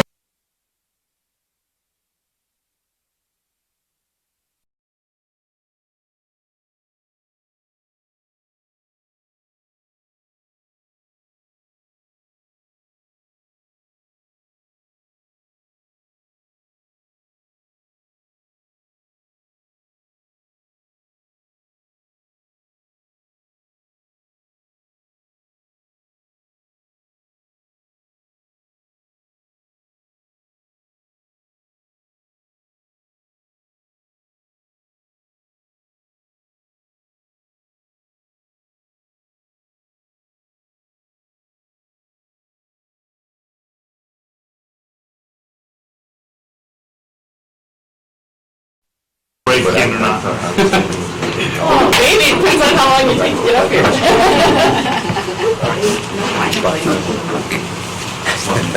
My second one this year. I think that's my capital. Oh, I thought cancer. So let me just.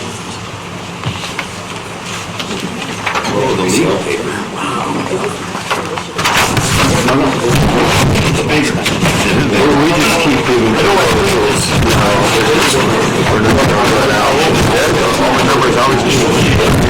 all going down though. Okay. Imagine. And it's not like we're advocating this, we're going a little way. But I'll explain that a little. Read the typing. I think it was Haven't had to get to that. paper is big and the type is small. So can I just say, You need to tell us subject your attention with you. first off, thank you for letting us come here and speak to you, Mr. Chairman. We all know each other, but I'm going to introduce anybody anywhere. Of course, I'm Peter, that's the mayor of Green River. This is Reed Clevenger, our city administrator. We got Brad Rainey, our city parks and rec director, and Mark Westenscott, our public works director. Mark and I just got back from the sled board in Casper at 8 o'clock this morning. Kind of interesting, you drive down there, they said, okay, we've got items A, B, and C. We were one of those on the consent agenda. Make a motion to approve the consent, consider the consent agenda. They did it, and we were done. We weren't introduced, we didn't come up. So we drove down, stayed overnight, drove back on these roads and got approval. And that was what the staff's approval was a recommended for $26.5 million loan for our water treatment plant. Nice. Yeah. Wow. Very, very important. And that was great. That's great. Interesting process. Oh, and then just, since I'm here, I just want to comment, since somebody commented on us earlier. As long as I was involved in city government, I've always been a very strong supporter of the Jamestown Rio Vista Water and Sewer District. I've been involved in lots of things back when I was the county's zoning administrator and covered water was being created. And there's always been the discussion of getting sewer to the west and how that would, it was a very costly issue, obviously, and that is the biggest impediment to development to the west. One thing that happened that I'm aware of, I'm not aware of the 4 years that I was off for when my kid was in high school, and I went from being on the council to doing nothing for 4 years and then starting as mayor. So I'm not familiar with that 4-year period where Hank was the mayor. But in the rest of the period, and just prior to that, we got consensus funding of $3 million. And we built roads, infrastructure, water, sewer, pump stations and things to the FMC area. And that's, at the moment, the would be the most likely priority. We invested $3 million in it. It's a conscious choice, not conscious. But before that, and Reed called Cale and said, suggested whether they were going to do it or not, I don't know. He might want to talk with the county commissioners on the 6th penny. So to sort of represent that we haven't worked with them is No. not... I think that's a question. Not you guys, but that's sort of some of the comments Cale, I thought. You don't think so? Yeah, go. No, the question is the city of Green River went after those 2 sections up there.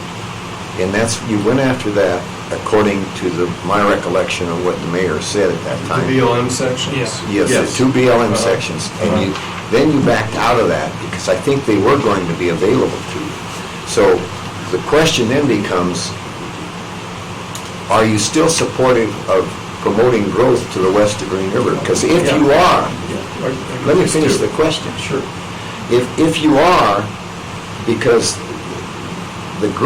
if Castilian was correct, you're somewhat landlocked, and you needed to grow. And that's why I asked him the question of where those 2 sections are relative to Jamestown, which he says were slightly to the west. Right. So without what the development of North Rock Springs with water and sewer, that growth would not have happened. Sure. That's what made it happen. And that's what will make Green River grow to the west, in my opinion. Correct. So the question was, what is Green River's position on it? Okay. And let me just quickly, Commissioner Johnson. I was involved with one of the first people that went out to the BLM and approached them on those 2 sections because we felt exactly what you just outlined. And at that time, we didn't have this other development, hadn't invested $3 million in it. So the most logical place to develop, because Covered Wagon had already been platted and things of that nature, before that Overland Park was platted as a general chemicals, a complete second city kind of a thing, and previous to that. So it made perfect sense to go that way. What happened with those 2 sections, and it was the month that almost all of us right here started the administration of myself as the mayor, they offered those up to us. It was in the middle of that 5-year period of cycle in which our money had declined. We didn't have the money to purchase those properties at that time, and we were told that whole process, because the biggest part of it is the archaeological kinds of studies and things like that, that had already been done. So we were told that we would be able to revisit this, in a much quicker way than the 10-year period that it had taken to get to that point. And finally, when we were ready to capitalize on it, we didn't have the money to purchase the property. That's kind of my synopsis of the situation. How do you know you didn't have the money? Because it had to go out on the market to find out what the price was going to be. They did. They did go on? Yeah. So what? Yeah. There was no bidders on it then? Because it would have been sold if they would have been. Yeah, actually, one person, I know this because I worked for the school district at the time, bid $10,000. It was so there, effectively, there really wasn't a bidder. It was, the appraised value was over 500. Okay, that answers it. Yeah. That's all it until he comes back with the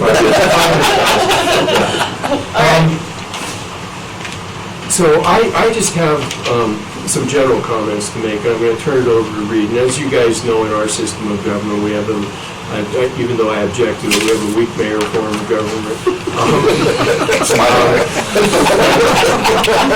And Reed and that is the way that the system is supposed to work. He's the operations manager. He takes care of the day-to-day things. We take care of some general overall philosophies of how the city should work. And in that regard, the only thing I wanted to mention was the council looked at this, and I believe the city in general, as a process. So one of the things that was of significance to everybody is we came in initially at a very high figure, because we identified, and Reed will talk to this in a little bit, we identified issues that all of those things that we identified were things that are legitimate things that we could spend money on and improve the city of Green River. We view it as a process. Since then, the immediate thing that happened is we dropped from 150 million to 50 million, basically the figures that you guys have right there. So there was a very significant change immediately in the whole process. The council, and that's the only other thing that I want to really mention in terms of my general comments, the council's position was and still is that the sixth penny is the tool that we have available to us to do the kinds of improvements that we want. We've generally had tremendous support from the citizens of Green River in the sixth penny, and that's the feedback that they're getting from their constituents now. And so therefore, they've expressed to the staff when we talk about this and these kinds of things that we don't need to apologize for coming in and asking, for the needs that we have. We've identified them, and we believe in whether they be cost of living or whether they be quality of living kinds of things, which are not traditionally the infrastructure things. We believe those are very important to the citizens of Green River, and that's the feedback that they're getting. So I'm just telling you, from the council's point of view, that's the feedback that they've given when we've had a couple of public meetings, and that's also the feedback they've given to the staff. So, just the philosophy, okay? Reed can speak to any details, in the whole process, okay? And we have Mark and Brad just because of the type of projects that we have. But first, the sheet that you guys have is a little bit different from what was presented in the past. And having going through this process, as Pete said, now we're at a point where we don't know, we got to figure out where we're going.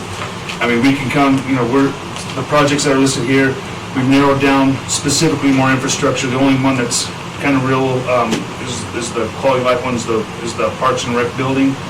Having it 37 years old or whatever it is right now, that was the one we felt from a six-penny perspective it still needed to be there. We don't, because we don't have any other way to get it done to do that project.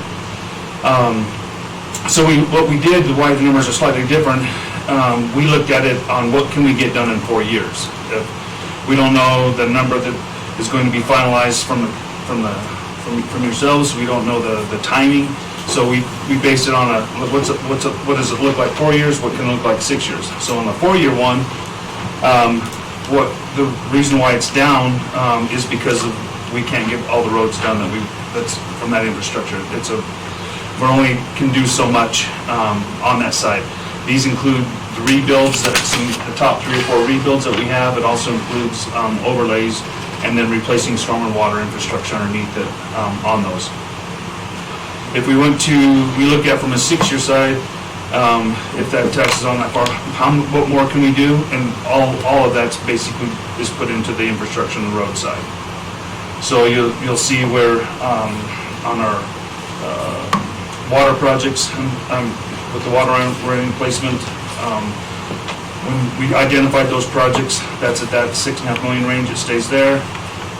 The street replacement projects go up another $4 million, or actually $5.6 million, and then our overlays, we're able to do, what we did is we budgeted $500,000 a year in overlay road projects. Now this is outside of what we're already budgeting. We are continuing to budget for some street repair, street overlays, we have a water project, sewer project that are, these are the ones that the 6 penny would provide, and these are the ones that are currently non-funded or non-scheduled because of the lack of funding. Some of the 3 of these that are on there for the full repair were also on the last initiative, but it never made it because of the dollars. So they still have yet to be done on that side. Looking at some other large projects that had kind of come off, have to do with the Flaming Gorge and the corridor there.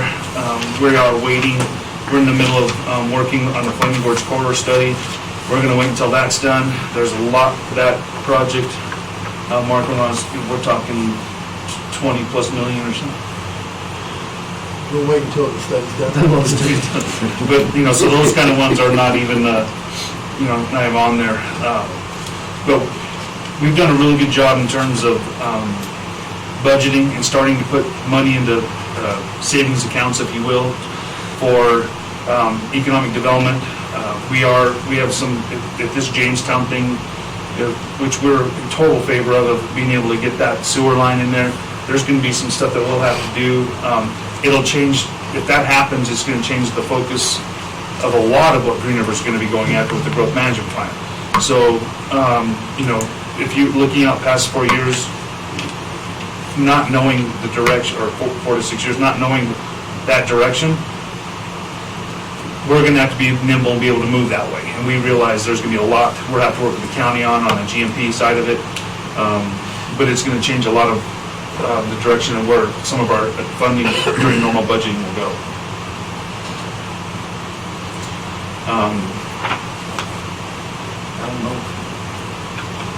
if you have any more to add, if you have some questions, but that's, again, it's more, I think we're at the point where we need direction now, so. You missed the first part of it, because you were off vacationing and shutting. We're somewhere between 80 million, some of us feel 80 million's cap, but I think that probably the majority of opinions, 80 million to 90, 95 million, just so you'll know that. So, and the 80 million falls into the 40-year deal. But the way you presented us, we can't present it this last exhibit. We can't tell what your priorities are. What kind of priority do you have on this? Well, I would say, infrastructure roads, of course, will be priority, right? But I can't, and having Pete speak for that, but even if you tell me you have 80 million or 90 million, it still doesn't do me any good. I don't know how you're going to, if you look in terms of what percentage, are you doing it off of people base, are you doing it off of tax base, are you doing it off of what we've done in the past? Well, if we knew what your priorities, it would influence the amount of money that we would allocate to you.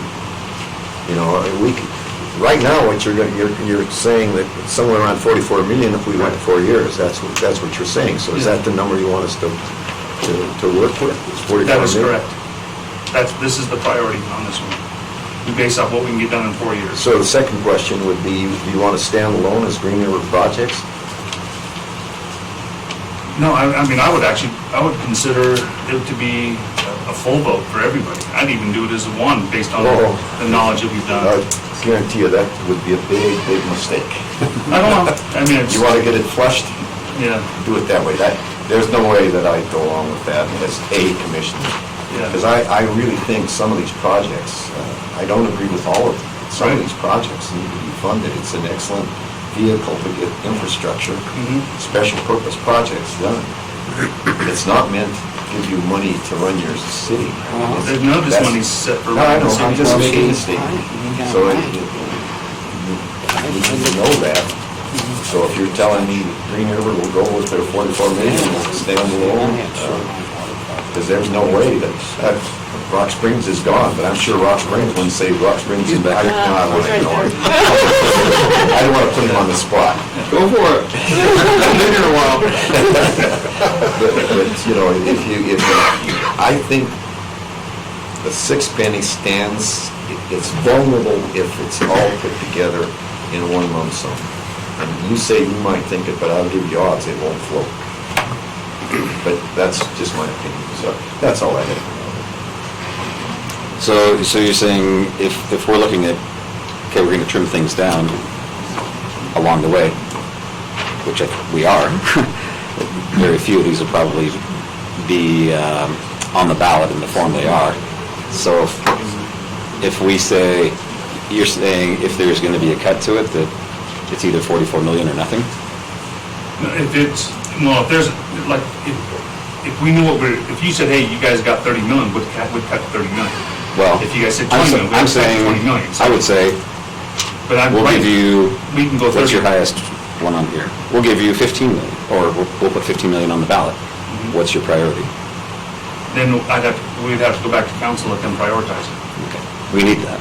I think that's what we're asking for, is we need that, because I don't know that 44 million, I don't know that we're comfortable with that, being, roughly half of what we're going to put on a ballot.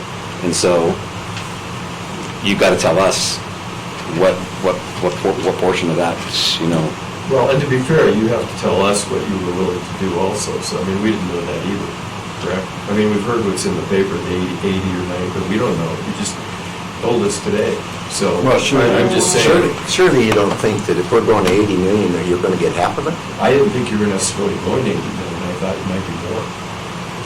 You didn't hear that from me. No, I didn't. well, in reality, every other entity that's coming here today has prioritized these projects, 1, 2, 3, 4, 5. So that's, I would just ask the same from you, so that we can make a decision of, okay, if we have to cut, and then you end up with a half of a project somewhere or something, So we're just, I think that's what we need. I don't think the 44, in my opinion, again, 44 million is realistic for us to put on there, so we need to know what's most important to you. What 1, 2, 3, 4, 5 things are most important to you, and then we can say, okay, can we do 2, 3, 4, 7? What can we do? So we love Green River. We're here all the time. That's me. If I could just follow up on what you just said. Everybody else has done it. Everybody's been in front of us today has done it. Even the tiny towns have it. They 1, 2, 3, 4, one of those 9 went all the way down to 9th place. So I'm sure Green River can do it. I think you need to do that. Don't rely on us to do it, because you know darn well that you won't agree to what we say. But I think you should take that back to where we need to take to and get it to Lauren as quickly as you can. And I believe that both of you were on the phone calls, at least one of you were on the phone calls, in which I said 80 to 100 is the baseline consensus of our group. I've also asked during both of the phone calls that we've had that all of these be prioritized so that we can look overall. So please bring that back to us. You can send it to me over email so that we can really start to finish analyzing. We can do that. You take it all the way down to the 44 million. I mean, no, seriously. Yeah. Give us what your priorities are. Yeah, and all I did was, took a look at everything, because we've been talking between that 80, Wally's top cap is 80, mine says, hey, because we're so far behind in that, and I said that the very first time, catching up, that, I'd be willing to look at a little bit more, but a lot of it depends on the payback here and that type of thing, so there's, is it going to be 5 years, is it going to be 6 years, and that type of thing. I would, I look at all of it from the standpoint that if we take a look at this 182, for example, that we see for everybody, let's get to that 80 to 90 million. Get it taken care of, because I see some things on the horizon that's going to bring some sales tax to this county, to Green River, Rock Springs, even the small places, with some of the improvements that are planned in industry. And so things could get, sales tax could get collected faster and things paid off, and then come back and hit the second half of the 180. I could see, and being successful, I'd rather be successful in getting what I feel the people stand behind, rather than take a chance and not get any of it. And then what do? We also know in legislation there's some things going on. Pete, you and I got part of that. We both sat there and listened to it. That I will support, because it will help the small communities so they can do some things. But we also know the 6 penny needs to be one of the sideboards. So I don't want to see us lose some opportunities by possibly doing too much. I'd rather see us do it, have an opportunity, and then do it again once we get paid off. I just can see it that way. I just looking at the numbers and, at the 52,000 figure that we had on this form, just figuring population-wise, 1,270, because I looked at everybody's, that'd be about $4,384 per person in Green River.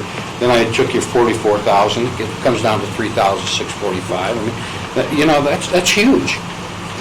That's huge. But, I'm keeping a running tab after just roughly, right now, roughly, it's getting better. It's getting better. Good. All right? But until we decide how we're going to get this thing down to where we want it, which we've got to do that, there's other entities. There's City of Rock Springs, there's the hospital, there's all these other entities that say, how are you going to cut it down? If you're going to go to 90, how are you going to cut it down if you're going to go to 80? Tell us what our share is going to be so we can work with it. And we owe that. I'll speak for myself. I feel I owe that to you. But I want to hear everything first. Okay? And we need your help, everybody's help, to do it. I'll tell you what, I'd like to guarantee you we can get 200 million and let's go for it. It'd be good for everybody. It would be. It would start helping us get caught up. But it's just not going to, I guess you believe it will, so I'm going to just say I'll trust you to that. I won't take it away from you, but I have my doubts. I would just add something similar. Pete, we had a similar student with the college, a similar conversation with a college student from Chicago that got over here during the there too. Is my fear is if we put a ton of these projects on, what if it doesn't go through? Because then the risk is then we're by law 2 years, John, before we can reapproach. Is it like it is 2 years before we go back? One. Okay. 11 months. Yeah. Okay. So we're at a point of time, and so and that's the hard part is. There are, for you guys and for other entities, there are projects that have to go through. There's no doubt about it. So how do we make sure those projects that have to go through, get through? And then like Doc said, when it gets through, let's revisit again and see if we can shuffle through, because you almost could be asking for the same amount of money, but if you do it in 2 installments, it doesn't look as ugly in the sticker shock value of things. Well, and the priorities will change too. I mean, that's something that could happen. Priorities will change 5 years. Well, because as we're looking at each of these towns, it may not all be proportionate, because, kind of what a lot of us said at the beginning is, what are the health and safety needs? What are the needs for infrastructure and growth? Those are what we're trying to identify as the important things as we go through here.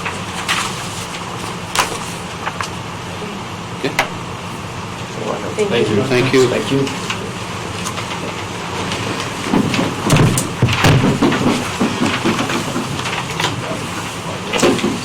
Reed, you been flying without me? Yes. What? Didn't invite me? Exactly. Doggone you. Do we go up there and shit? The county's next.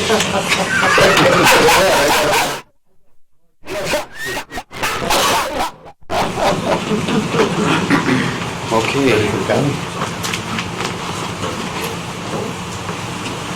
As I listen to all this, I think that the county should sponsor Reliance.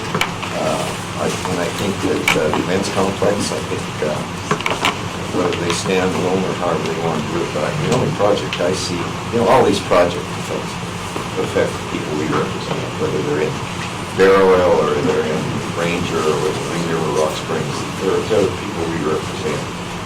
And I think that these projects, as we cut them, it's very obvious we're going to cut some of these very significantly.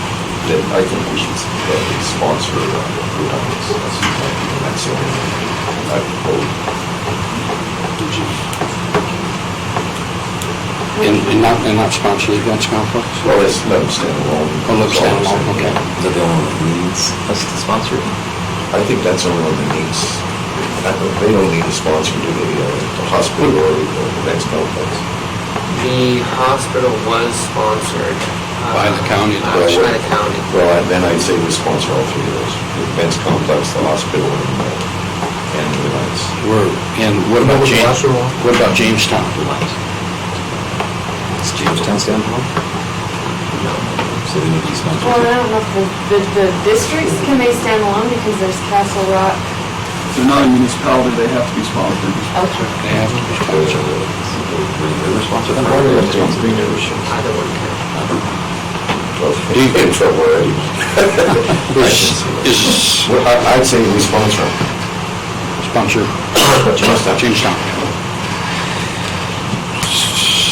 So the municipalities that we have the ones that are not municipalities, Memorial Hospital, Sweetwater County Events Complex, the North Sweetwater Water and Sewer District, which is Reliance, Jamestown or Vista, and Castle Rock Hospital. Castle Rock, I didn't say anything about Castle Rock. I know, but I'm naming out who we have as districts that would need to be sponsored. I think if there's a need for Castle Rock, the way that the answer to Jeff's question, that's a variable number. We could sponsor, if they require a sponsorship, we could sponsor it for some sum of money to be determined. Because it could be any sum, because it could be anywhere from $1 million to all of it, but because of the way it would go against their debt. So what I would suggest is for us to look at how we're whittling this down. I've been looking at that. I know, but now we have some really solid ideas around the projects and the priorities and being able to ask good questions. I think it looks, overall, especially with Castle Rock being variable number, I think that it looks like we could potentially sponsor all five of them. Yes. That are not municipalities. And so we don't need to make it, We can't take action. No. Okay. We can just talk consensus. Yeah. I can, just the way that I'm looking at it, that in my mind, there's about $30 million that I feel quite strongly about as a yes that should be on there. And then the other 50 or 60 million, there's interesting as far as I was kind of waiting to see where those came in that said we could take less here or there or whatever the case may be. But in my mind, there was about, at least before this meeting, I identified about 30. Well, I identified 26 million, and now it's 30. But I feel like I feel should be on the ballot for sure. I think I looked at it too. I think I can get it to 80 million. I agree.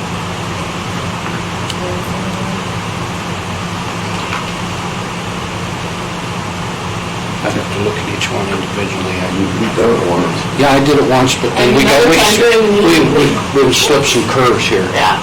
And I'll be honest, where I did it once, all I did was look at infrastructure, which primarily supporting water, sewer, and looking at roads and that type of thing. I left out all quality of life in my aspect of it. Now, where the curves come in with the Wamsetter, till I knew for sure they were together or separate, those first two priorities, I only had one of them down.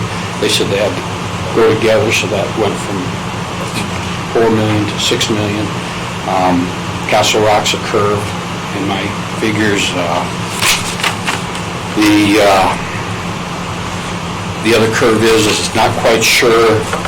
I had with Rock Springs that with them that they had their projects keep minus the Gateway project, because I saw that more as some fluff and that type of thing. But I did put the airport in there for you to sponsor, and that type of thing, because you originally came forward with it, with your group, if that's where you're at. I did not put the other two in because I wasn't quite sure, fully supportive of YWCA in that, because that was not part of the new rec building. I didn't put those in my figurines. So what I did, do you want some numbers? Approximate?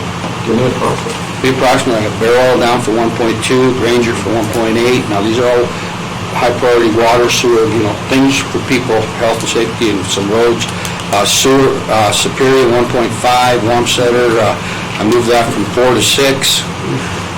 I know, but they couldn't do both projects without. Now, the one thing I want to reference with that, I moved it there, but that increased from 80, so I moved back down to 4. The one thing when I asked a question on the phone about the population based on what we have here, in reality, that people staying in motels, that people staying in other places, that population number is higher. They may have by census this much, but with the activity that's going on out there and everything, their population's even somewhat higher, so they have some impact out there with what's going on. The whole purpose of the industrial siting was impact. And they were told in that meeting, every impact that you can identify. I agree. You should identify, and we'll do it back. We took that number, and we ran with it, and we got every penny. We would have got more if we had more. I think and they were told everything, and that was on that list, and then we get another 12, don't tell me.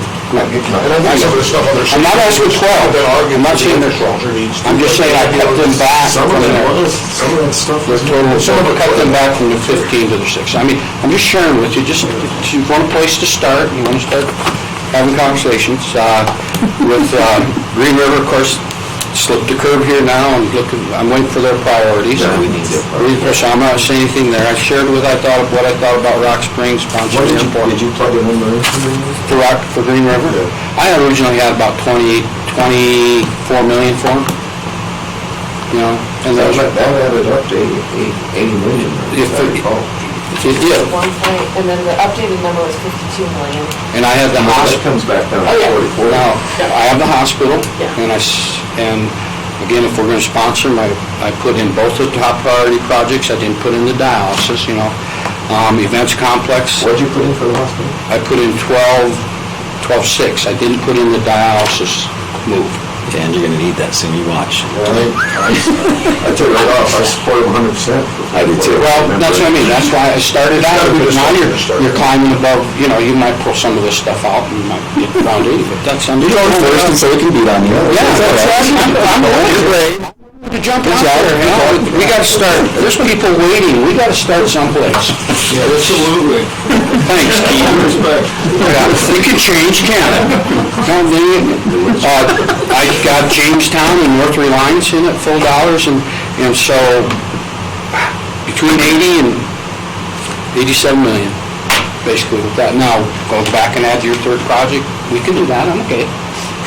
Remember, whatever you want to do. So also, just for common ground, I had Superior,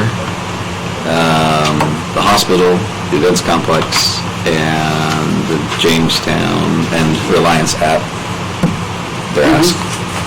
And that got to 30 million. That's what got me to that 30 million. Exactly right. Yeah. Those things I felt like. And I really looked at Green River from the standpoint that, if Rock Springs is looking at this type of money for this type of project, just comparing, even though it's going to be more money, less money per capita for Rock Springs and for Green River, but, it's not in Marble, but it's a place to start, but, Mine's in Marble. And what's your phone number, Chairman Johnson, so we can get it to everyone? It's making me nervous. Since you threw it out there, Doc, I do agree. I had very similar numbers when I was coming as we went through with Bear Oil. Granger was one that was tough for me to cut back because it was difficult to get any. I felt like much compromise from there, but I do feel it needs to come back significantly. And I want to talk at the end just a little bit. Okay. Please. And then I actually kept the airport in because I think eventually we're going to see that anyway. And I do think when we talk infrastructure and growth of the community, I think that's an important piece. I did hold off on YWCA and the multi-use rec center because I feel those are good projects, but when we've got to get it down to a winnable piece, I think those are two that unfortunately I think could be looked aside. I saw a huge cut in the Wamsutter's piece, and then did agree with the hospital and also the two water projects within, I think, of North Rock Springs and Jamestown are pretty vital. Can I say, I think that even if we put it out there by itself, the multi-use facility has been the most talked about amongst everybody that I talk with. I think we would be remiss if we decided that and didn't let the voters decide that. I agree. Well, you still gotta get it on the ballot. Voters are gonna decide all of this. True. Well, that's what I'm saying, is I don't think that we should decide no on it. That should be something that the voters decide. And if it needs to stand by itself and not be grouped with anybody else, that's fine, but I think that from the feedback I've gotten out of everything that's talked about, that is the most talked about item. And we would be very remiss if we didn't put it on the ballot. My numbers, we're looking at a group. Now, you can add anything you want to stand alone.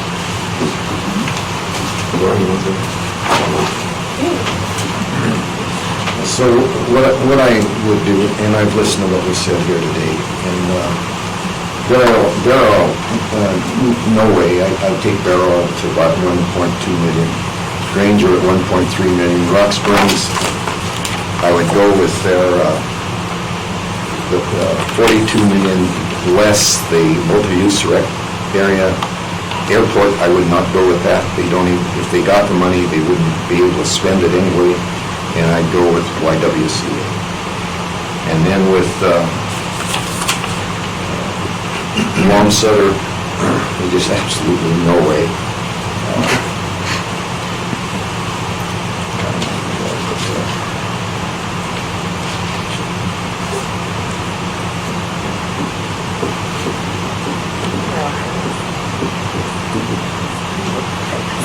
There's just, Wamsutter, I'd have to look at that, but there's no way that they're going to get $18 million from us, as far as I'm concerned. They got, like I said, the lion's share of the $5,320,000, we got roughly half of that. And that was after, and I can't emphasize that enough, in that Castle Rock, I emphasized this was an opportunity, when we're talking about Trans-West, to get every penny on the table and let them cut it. And we did that, and we didn't lose a penny. So, and then $12 million pops up after that. That was supposed to take care of every impact from Trans-West. So I'd cut that, I don't know where I'd cut it, but it's going to be $1 to $2 million. And then Memorial Hospital, I give them everything they are asking for. The Vince Complex, everything they're asking for. Reliance, I give it to them. Rio Vista, Jamestown, everything, and Castle Rock, 1 million, and Green River, I gotta wait to see what their priorities are. What's your total number? I don't know, I have to add it. Dang it, I should have been added. It's less than 80 million. He's gonna pull that video. I do think after we walk away, there's going to be some marination process. That makes that with Green River. Listen to you. No, I'm just kidding. I do think after we walk away, there will be marinating to this, and and how you get the numbers to where we think is workable there. And I actually do support making sure we get Castle Rock on the ballot in some way, and I think that's an important piece to it for a couple of reasons. So, so I don't know. I mean, I'm excited. I don't think I'll sleep the next 3 days, to be honest with you. I think I'll be running numbers in my mind of how do we get this to a productive $80 to $90 million. But I think we can get there. You just said an interesting thing. If Castle Rock and the hospital Memorial can get together on this, it will benefit both of them. If Castle Rock wants to put the entire amount in there with the Memorial, I don't think either one of them will. I think the whole thing will go down. But if Castle Rocks would be acceptable to the 1 million or thereabouts with Memorial, then I think it pulls votes in Green River and Roxbury and the entire county to the project. And I think it will flow. That's what we did before. I think it was $2 million we gave you last time, Castle Rock. 2.5. 2.5? Well, what's $500,000? We'll take it. So I think if the two of you can get together on that, I think it benefits both of you, but it could, if you put it together the wrong way, it's gonna hurt people. I think it's your turn. Or you already went? I'm the last. Are you the last? I'm the last. Doc was with the right to talk after me. It's like my kids yelling for shotgun when we leave. Like, I'm the shotgun, I'm last. Charlie Brown's Christmas song night, they said the pledge of the U.S. flags on the wrong side of the stage for the pledge. Yeah, go check it out. All right. This meeting is obviously getting too long. So I'm very similar to Wally with Bearwell, Granger, and Rock Springs. I'm not 100% sure how I feel about the airport at this point in time. I feel like it's an important infrastructure. However, I agree with Chairman Johnson that if they got the money, they wouldn't be able to spend it at this point in time. And that makes me nervous. I'm not even sure that we can do it that, that makes sense. for what we're required to do. I support Superior. I need to review Wamsletter's request, and I agree that it needs to be cut. I support Memorial Hospital wholeheartedly, but I would definitely go with 1 and 2 priorities. At this point in time, I need to look at what my bottom line is. The events complex also, I support it wholeheartedly, but I'd go with priorities 1 and 2 at this point in time, which would be the water line and the hall improvement. Reliance and Jamestown, I think we need to go 100% with. Castle Rock's going to be a variable that I fit in there. I do feel like we need to get them on the ballot, and I'm waiting to hear back from the city of Green River on their priorities. I do support the YWCA. I think that's an important need. I actually started the project when I was there, so there's a lot of research behind that and the need in the community for childcare. It links to youth rates of being successful in school, as well as youth criminology and the justice system and everything else, and having support for these young, these youth in our community when their parents are still at work. And I think that Boys and Girls Club has worked really super hard to fill that gap, as well as a few other entities. And the YWCA is trying to step up to the plate with that. So that's all I have. And I don't know about Commissioner Lloyd, but I'm ready for nap now after all this.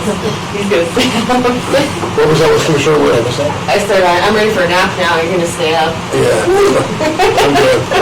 So that takes care of that. I'll do this, just the 5 of us here. I'm going to be on vacation next week, and I'd like you to chair that meeting.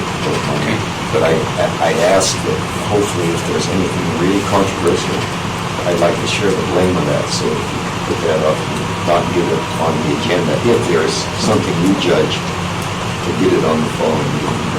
Oh, I see, dealing with this. Dealing with anything. Anything, very good. Yeah, surely this. Yeah, surely this. Well, let me make a couple comments on this type of thing. One, keep in mind, there's some legislation out there to help municipalities, and the sideboards of that municipality is supporting the 6 penny, which greatly benefits 2 communities in our county, and it's Rock Springs more so, but it will benefit Green River as well and give them some opportunities if they move ahead to do some things on their own. It's just a matter of some of the question is going to be a general purpose. I think we've asked for that to be a general purpose and not specific for those municipalities. So keep that in mind as we move forward, that if they want to see some extra opportunities and do some catching up in their municipalities, they need to get out and, 1, support the legislative bill as it moves forward, and second of all, make sure this 6 penny passes and not overweight it so much that it may not pass. And that puts credence to what you're saying, Commissioner Johnson. And then the second thing I think we really need to be aware of I'm sure we'll get notice on the industrial siting based on what communities get impacted like we did with the Transwest, but I understand there might be industrial siting coming up as I talk with Genesis Alkali for their project over the next year or so as they move forward. That's what Fred shared. Plus, I believe we've also been notified by ExxonMobil for their $232 million, and that'll primarily impact county. That's in Lincoln County. It is to Shoe Creek, but we got that letter, so I don't know if we'll get to be part of it. Also, I'm saying it's in their county. So anyhow, but there'll be some impact. They notified us for the county, so which even what's good for us. Yeah, it's just Granger, Green River, possibly, but Genesis Alkali and the other plants, if they, Green River, Granger as well. So that's one of the reasons I really hold back with doing too much. of keeping that cap down. I'm comfortable with it, because there are some opportunities coming up. And like, I go back to what I'm saying, once the projects get moving, that this industry is planning for this county, in all of the Turner plants, as well as ExxonMobil, I truly believe there's going to be an opportunity to get ahead of this six-penny and pay it off sooner, because there'll be that much more additional sales going on in the county, and then come back and do another six-penny. So I want to do it in a way that people feel good about. That's all I would say. Thank you for listening, and if we don't see you, Merry Christmas. Travel safely. Yeah. And for you people that are here, thank you. I will say that from my standpoint. Happy holidays, and appreciate everybody being here. Thank you. Yeah, thank you for standing by and listening to all this. It's all over. Just in Around Christmas. I'm telling you, after how many years that someone said, "Are you ready to adjourn this workshop?"